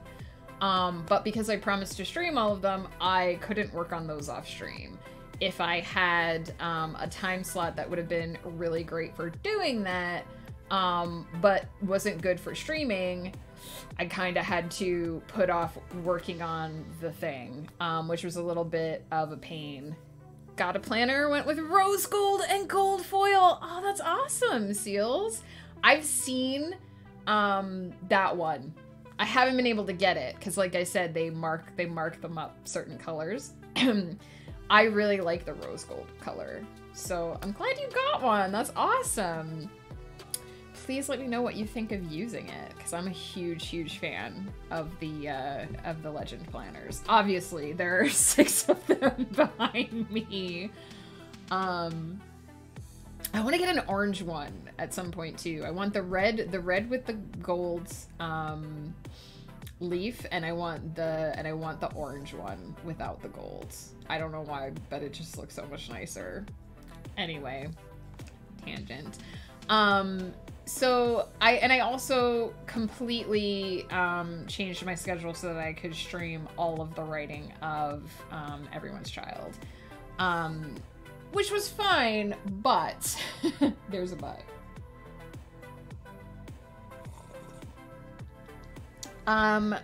Normally because I work on 2 projects at any given time, usually, the way I usually do it is a thing called block scheduling. So I spend one day working on Aravalia Chronicles, and then I'll spend the next day working on Everyone's Child, and I'll switch back and forth that way. I do it this way because then I'm only thinking about one project a day, and it prevents my brain from having to make a bunch of subtle little changes between considerations, right? Because when you're writing, there are so many things to consider. I have to consider the character voice of the character that I'm writing in. I have to consider the world that they are in, the tone of that particular part of the book. And when you are spending an entire day immersed in that, there are a bunch of little things that you don't sort of have to switch modes for.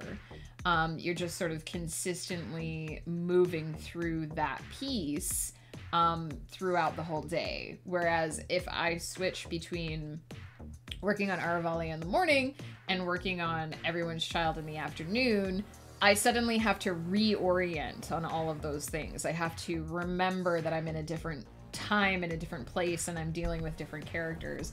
So there's a lot of extra mental gymnastics involved in doing that, that block scheduling eliminates. And so what happened a lot in 2022 was because I only have the energy to do a morning or an afternoon stream. I only did the one 12-hour stream, and it was exhausting. Because I only have the energy to stream in the morning or in the afternoon, a lot of times, in order to make sure that I was showing all of Everyone's Child on stream, I was cutting up my blocks, right? And I was doing Everyone's Child in the morning and Aravalia Chronicles in the afternoon, and it was tough. So I want to go back to that block scheduling. I'm going to preserve my writing schedule first and foremost, slot everything in, and make sure that just because talking about productivity and balancing my workload and making sure that I'm making it easy for myself to do the work, that's a big one for me. So I'm going to be prioritizing my writing schedule and preserving the blocks in my writing schedule. And so my stream schedule might be a little bit more random. I might switch more often between projects during the week. I'm just gonna sort of stream. I'm basically going to slot in the writing as it makes sense, and then pick what are the best times to stream. And so it might be a little bit more random, which projects I stream on any given day, or what you actually see. I might not write all of my shorts on stream. I'm still hoping to do most of my little blog shorts on stream, because those are really fun streams. I'm writing a new book for fun, no editing. Well, that's nice, Neo. What is it about? I can understand not wanting to edit. But yeah, so if my schedule seems a little bit more random, that's why. Really, I don't think it'll be super noticeable, because with Aravalia Chronicles, we're late in the series anyway, so I can't show most of what I'm writing.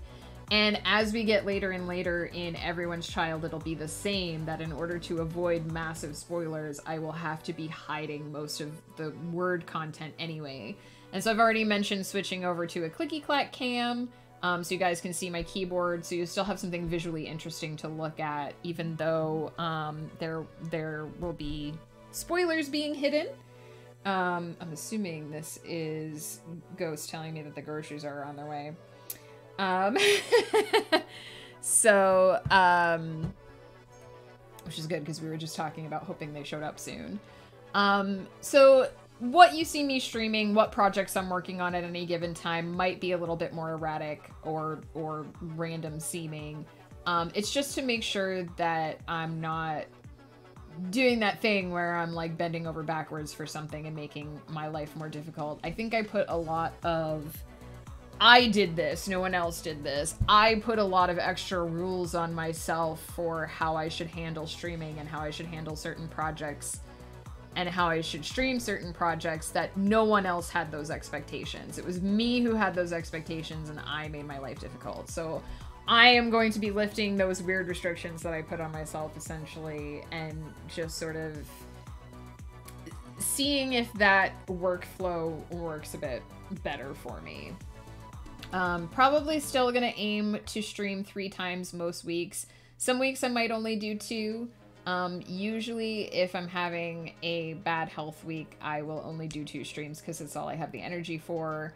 And of course I'll be taking breaks throughout the year. I have some scheduled vacations, so I might not appear on stream during those times. But aside from, you know, changing up a bit which projects are being on screen, I don't think you guys will notice too much difference. I am working on getting, you guys have unlocked so many emote slots for me this year. I don't think we've fully unlocked. I think I have 2 slots that have not been unlocked yet. We might work later in the year on trying to unlock those. I might do some sort of subathon or something to get those unlocked. But we have several emote slots that are unlocked that haven't been filled. So I have talked to the wonderful It's Mumbles. She is working on a new set of emotes to fill those slots. And I'm also, I haven't done this yet because I'm working on the main emotes, but I am going to commission some proper animated emotes. I know we've got some filler ones in there. We've got the Rage Sip and the Pumpkin Parade. I'm going to be getting some actual custom animated emotes designed. We're definitely going to have a clicky clack emote, some furious typing happening in an emote. I do plan on an evil laughter emote. There's a couple, I've jotted down a couple of ideas, so I will be commissioning those later this year. And I have unlocked follower emotes as well, which I heard that now if you're subbed to a channel, you can actually use the follower emotes elsewhere as if they are regular emotes as well. So I will be getting some follower emotes set up and uploaded. I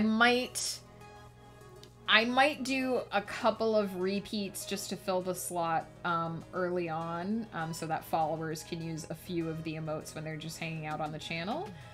But since subscribers can use those emotes elsewhere, I will definitely make sure that we get those filled as well. So that stuff is happening this year. I'd like to do some more evening streams from time to time again. I'd like to maybe play a game on stream at some point. I haven't really figured out how to fit that stuff into my schedule.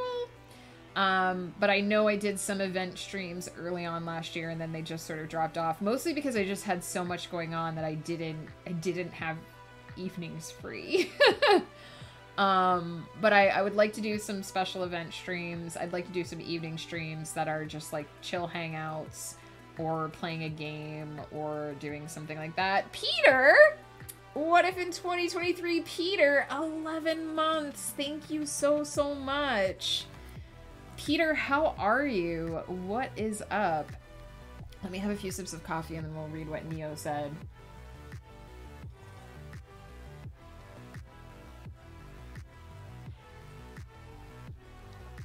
Shared Memories of the Dead Gods. It's about a war between gods. They killed themselves in this war. Their memories are scattered in the universe in the form of crystals. Groups of people are searching for the crystals. I write the story of a guy who tries to find these crystals to become himself a god. Hyper egomaniac dude who slowly learns to listen to other people. The end is not done. I'm in the process of imagining it. Neo, that sounds awesome. I love your ideas. Your ideas are always so cool. I'm alright but sleepy. Doing pretty good. Doing pretty good. You know, we've been dealing with the fact that, hey, Wolf Keeper, how are you? We've been dealing with the fact that our Christmas vacation was snowed out. And I've had some, you know, medication side effects going on, but aside from that, doing pretty good. The side effect is pretty minor overall, just a bit of a pain in the butt to deal with. So, can't complain. I did mention this earlier in stream, but I know we've got some new people hanging out, so, I'm on anti-thyroid medication because my thyroid is overactive, and it turns out that it's drying me out. Like, my mouth is just super dry. That's why a couple weeks ago I started noticing a change in my taste, and certain things just weren't tasting. They felt very muted in taste.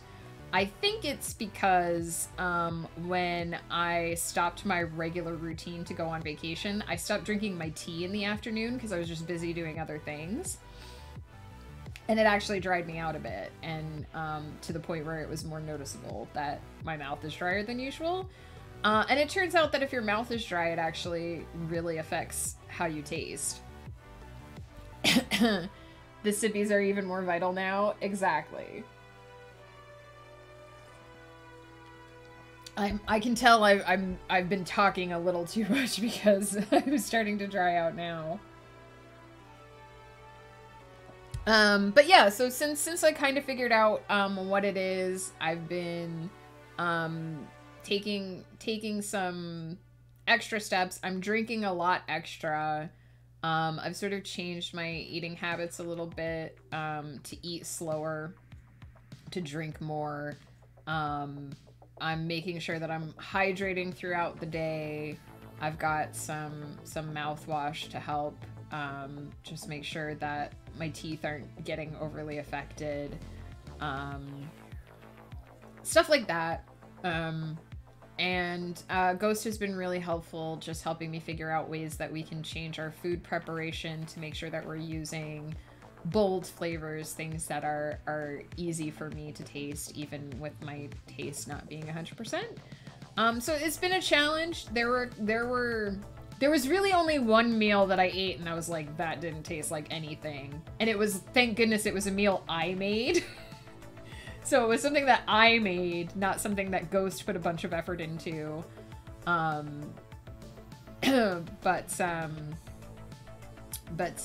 Yeah.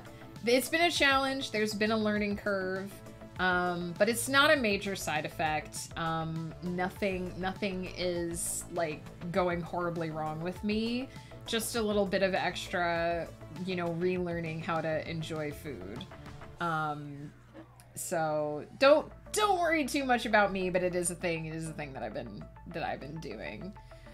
Was watching a bunch of clips the other day, and I rewatched Pounded in the Butt by My Own Butt, and I snorted. We had a huge talk about Chuck Tingle on Flannel's podcast last month. I think your ideas are very interesting, Neo. Ghost is closing the door so that the grocery guy won't hear me talking about Pounded in My Butt by My Own Butt. Chuck Tingle. My ideas are not very interesting, very basic fantasy. I think you don't do yourself enough credit, Neo. Your ideas are great. Less salty or salty foods seem to help. So it's not necessarily about salt, although salt can dry out your mouth. It's more about like bold flavors, so things like garlic I can always taste. There's no such thing as too much garlic in my vocabulary right now. Paprika, Anything like Cajun-y spice, like anything with a little bit of kick to it. Curry spices seem to work really well. Cinnamon, I haven't been eating a lot of cinnamony things, but cinnamon is something that pops a lot. So basically anything that is a really bold, although I have been increasing the amount of salt that I use on things like, because the things that are most heavily affected by my loss of taste sensitivity are things like bread, and noodles and potatoes. So anything that's really starchy or doesn't like default plain bread doesn't have a lot of its own flavor. If I'm eating like really nice bread, or like sourdough or something, I can definitely taste that. But so we've been adding a little extra salt to our noodles and stuff. But basically been focusing on bold flavors. Like, Ghost made us a steak dinner, for New Year's Eve, because he's amazing, bless him. And, instead of having a baked potato, which I knew I would have difficulty tasting, I asked him to make us roasties, and he made some really nice roasted potatoes, with just garlic and salt, and they were amazing. So stuff like that. Cinnamon is good on apple slices. So stuff like that. I'm just focusing on bold flavors, making sure that I can taste things. And doing little things like when I make a sandwich, I just don't put the bread on top anymore. I just do one bread on the bottom, because then I'm eating less bread. There's less of it to worry about tasting, if that makes sense.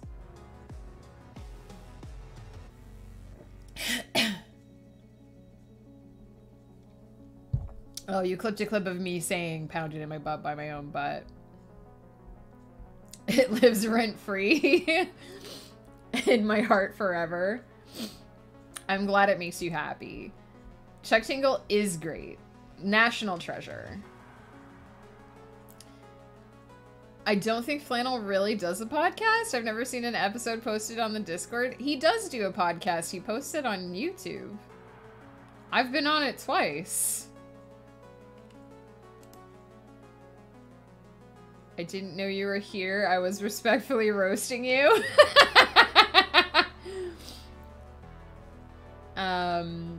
The last few years I've wanted more and more salt and vinegar. Like I could go to a salt beach and swim in the vinegar ocean, and it feels like it wouldn't be enough for me. Salt and vinegar are strong flavors.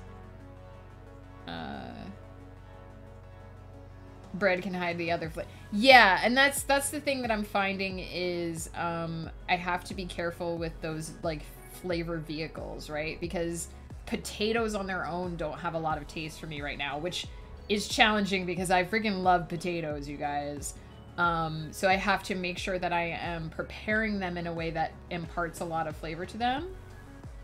I also found that like when I was making spaghetti, if I did less noodles and more sauce, have like a higher sauce ratio to the noodles, that helped because it let the sauce come through more. So little things like that. Did I write the pirate fic? I don't think so. I have a pirate in one of my books, but it's not, I don't write fan fiction. So that must have been, it might have been Mustang ? I don't know if he does pirate stuff though. So unfortunately I don't have any pirates to offer you, Maskling, I'm sorry. But yeah, the thing is, like, yeah, I can go buy fancy bread and have nice bread and it tastes delicious, but I don't want to buy, like, fancy bread for every sandwich. Oh, I bought fancy bread and now I'm gonna slather tuna on it. So I just basically make a sandwich with one piece of bread now. Pirated in the fic with my own pirate. So yeah, there's been a little bit of a learning curve in terms of like what I'm eating and how I'm eating it. And also I've learned that if I just eat slower and drink a lot during meal times, that helps too. It was the same, like my coffee started to have really muted flavor. I did have 1 or 2 cups of coffee where I felt like it just felt like I was drinking warm liquid, and that was a little scary because I need coffee. But I am drinking this delicious coffee that Flannelsaurus sent us, and I do get the taste of it. It's very tasty. So I've relearned, if there's a silver lining to this, it's that I've sort of relearned to savor my food as well, right? To appreciate each sip or each bite, and to appreciate flavors and flavor profiles, because they are what is keeping everything from just tasting like cardboard to me. I had a fear for a day or two that I just wouldn't taste anything while I stayed on this medication, and I'm supposed to be on this medication for like a year. So I did send a panicked email to my doctor being like, do you have advice for this side effect? Because I was like, if I can't taste anything for a year, that's going to be super difficult. Oh, I don't know if you heard my answer, Maskling, but I don't think I wrote the pirate fic. I don't think that was me. I don't write fanfic.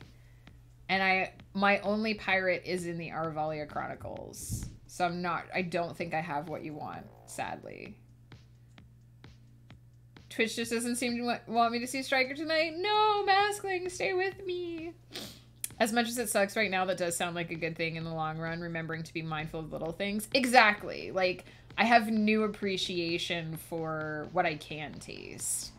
And for the things that I'm taking the time to eat.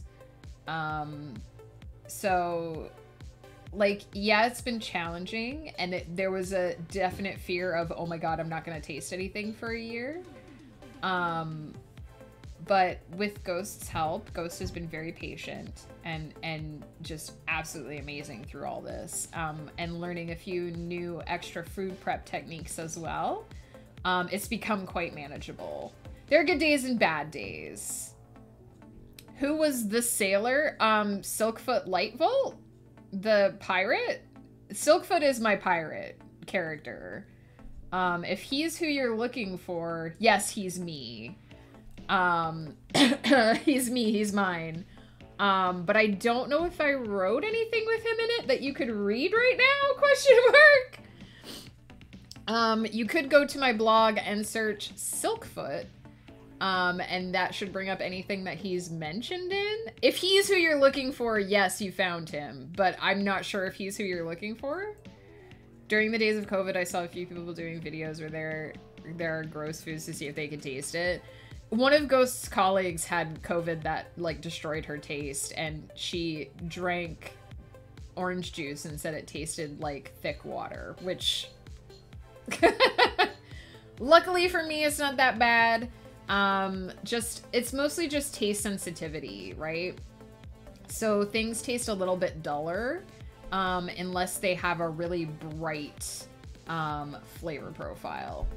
And I also love a supportive partner. Ghost has been a saint through the whole, like, thyroid thing. He's been with me every step. He's been very encouraging and very supportive. I think her taste did come back. This was like in November, so I assume her taste has been coming back. But I am not entirely sure if it fully came back. She should have brushed her teeth and rinsed with orange juice. Oh, Peter, why? I was just thinking of that GIF I found and wondering if it was a new experience for writers writing pirates and saily types. In the Discord?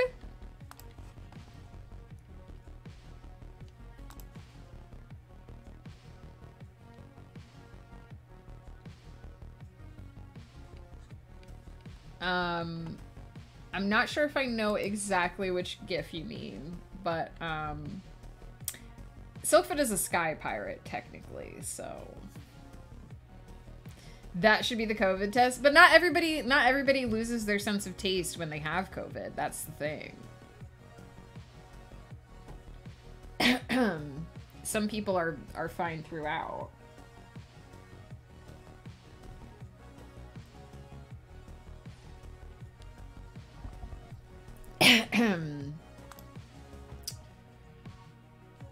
So, yes.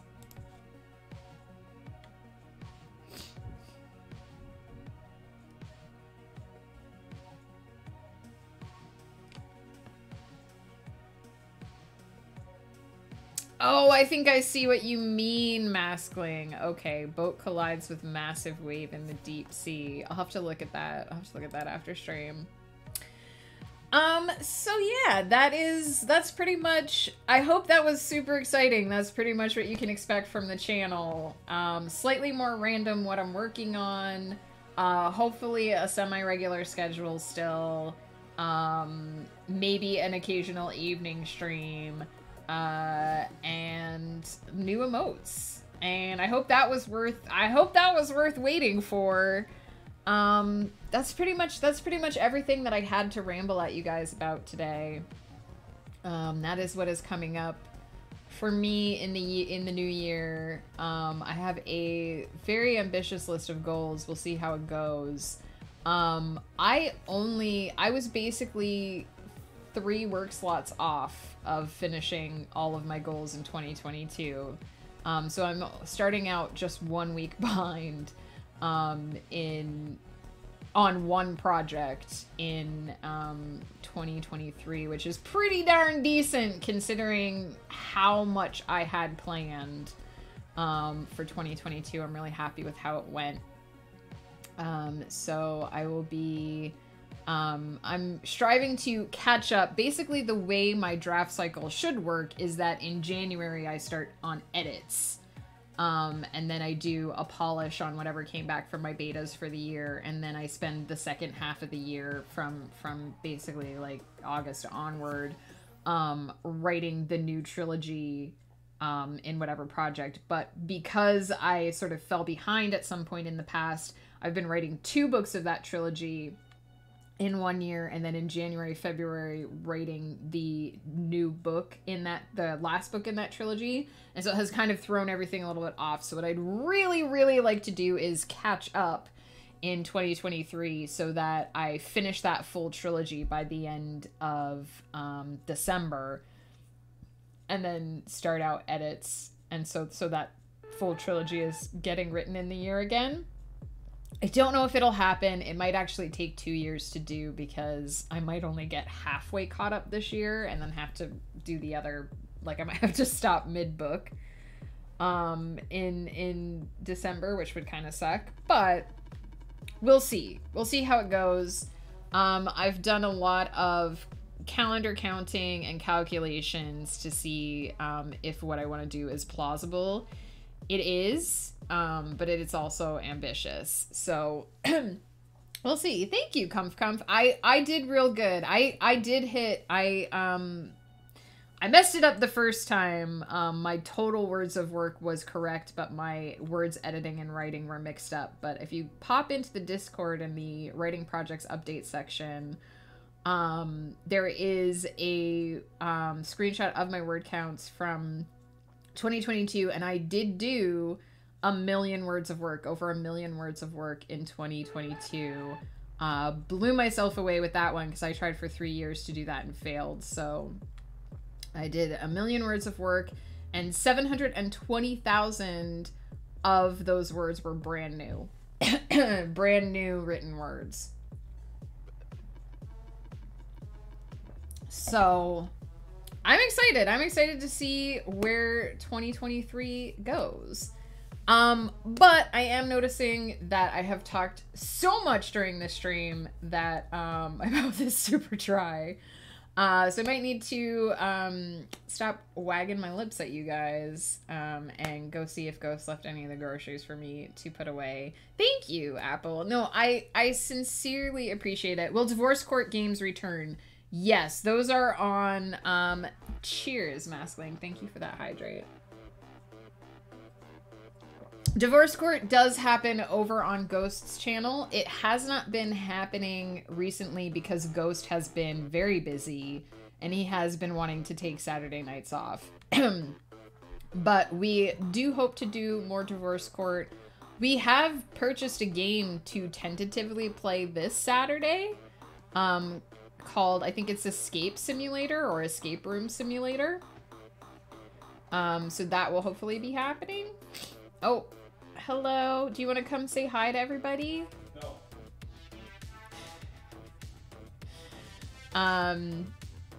I'm also looking forward to the new year. I'm very excited. Got a lot of things going on. But yes, hopefully Divorce Court will return over on Ghost Pepper's channel. It may be a little sporadic depending on how busy he is, but that is in the plan. Escape Room is fun. I'm looking forward to it. I like any kind of like puzzly game, and so we specifically bought it to play the two of us together. And we've done a few escape rooms in real life, so it'll be interesting. I was us told.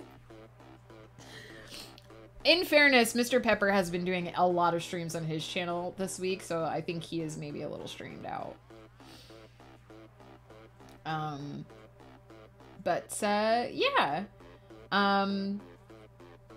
I'm looking forward to things and seeing how they go.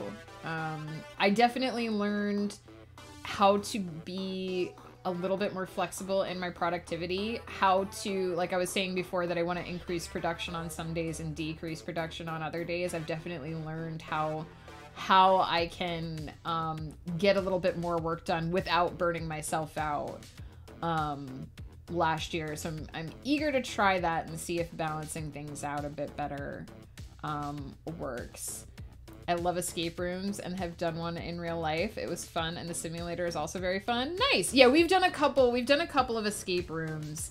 The first one we didn't get out because we got stuck on the last puzzle because it was a freaking math puzzle where it was like we had a bunch of little gold pieces and a chalice, and you had to like fill up the chalice with certain objects in a certain order, and we just didn't figure out like what the numbers were in time to actually, like, we figured out the concept of the puzzle, but we just didn't have time to actually figure out how to physically do the puzzle, which was a little bit disappointing. But I do think they designed them so that you have to come back more than once.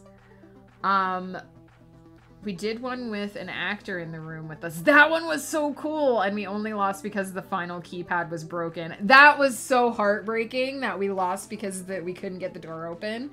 But it was really cool to have the actor in the room with us. I remember that too because there was one part that we almost got stuck on where it was playing a bunch of ghost sounds, and I eventually figured out that it was like ghost Morse code, and I basically just had to sit there and listen to, because I was the one that figured that part out. Everyone else was like, I don't know, I can't distinguish. And so I sat there until I got the repeating pattern. And like over and over, and I was like, this is what it says. That was like my one contribution to that one, because all the other puzzles were too hard for me. We also did one with our friend, Mr.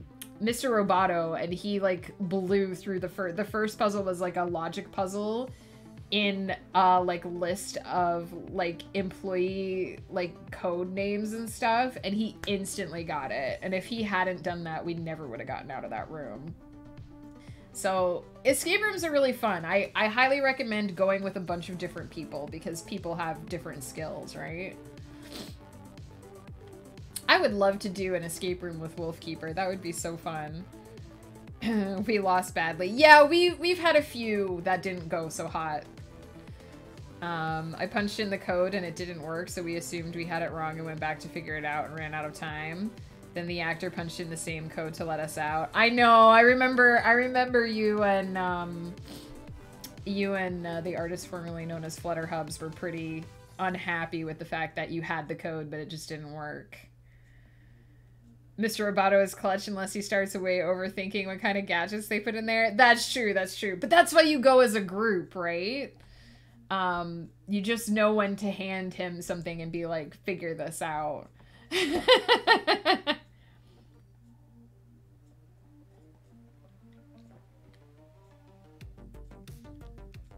Oh my goodness. Should we see who is around for a raid? Maybe there's some kind of laser in here.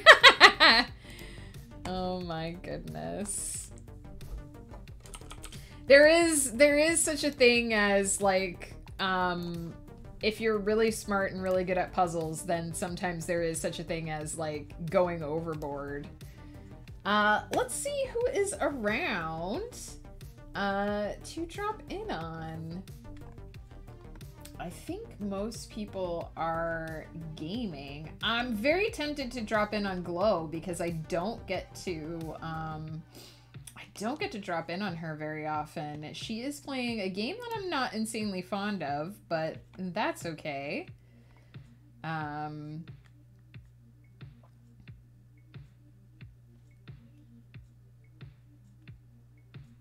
She has been going for almost 3 hours, so I'm not sure what her usual schedule is. Let me take a quick listen.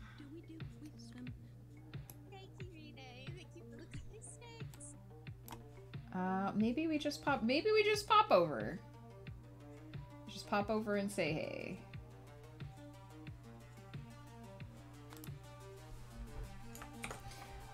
Glow is on the other side of the pond, so I do not overlap with her stream schedule very often. I usually only catch her on Saturdays, and I don't usually stream on Saturdays. Glow is super fun. The best thing is just to play a blurb on her channel and see how she reacts to it. Not gonna lie. Weirdwin is doing chatting. I think Weirdwin does a lot of movies and stuff as well. Glow is one of the most blurpable people ever. Thank you guys for hanging out. Comf, it was so nice to see you. Maskling, I hope you're doing well. And good to have a chat with you. Exiled Fae, Roaming Witch, Peter, Flannel, Wolfkeeper, I know I'm forgetting people, Kiki, everyone, thank you so much. Seals Apple, please enjoy that day planner, enjoy the heck out of it, because I love mine, so I'm so excited that you have a similar one as well.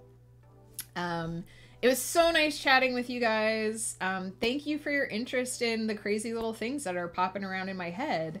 And I hope to have a nice, entertaining, clicky-clacky year for you guys. I will be back next week. I am not sure exactly what my stream schedule is going to be, but I probably won't stream Monday. I probably won't stream my first day back to work. I'll probably do the big disaster day off stream. But I should be back on Tuesday or Wednesday.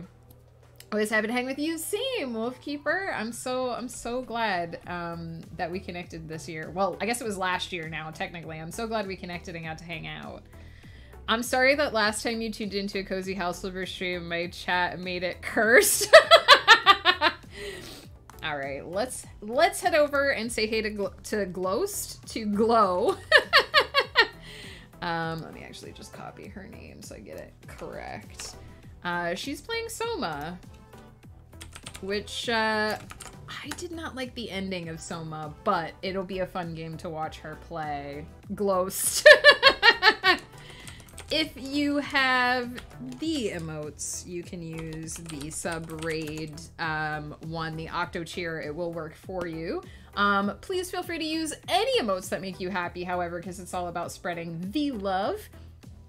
Thanks again, you guys, for hanging out. This was totally great. I've missed you guys, but I did need that AFK time.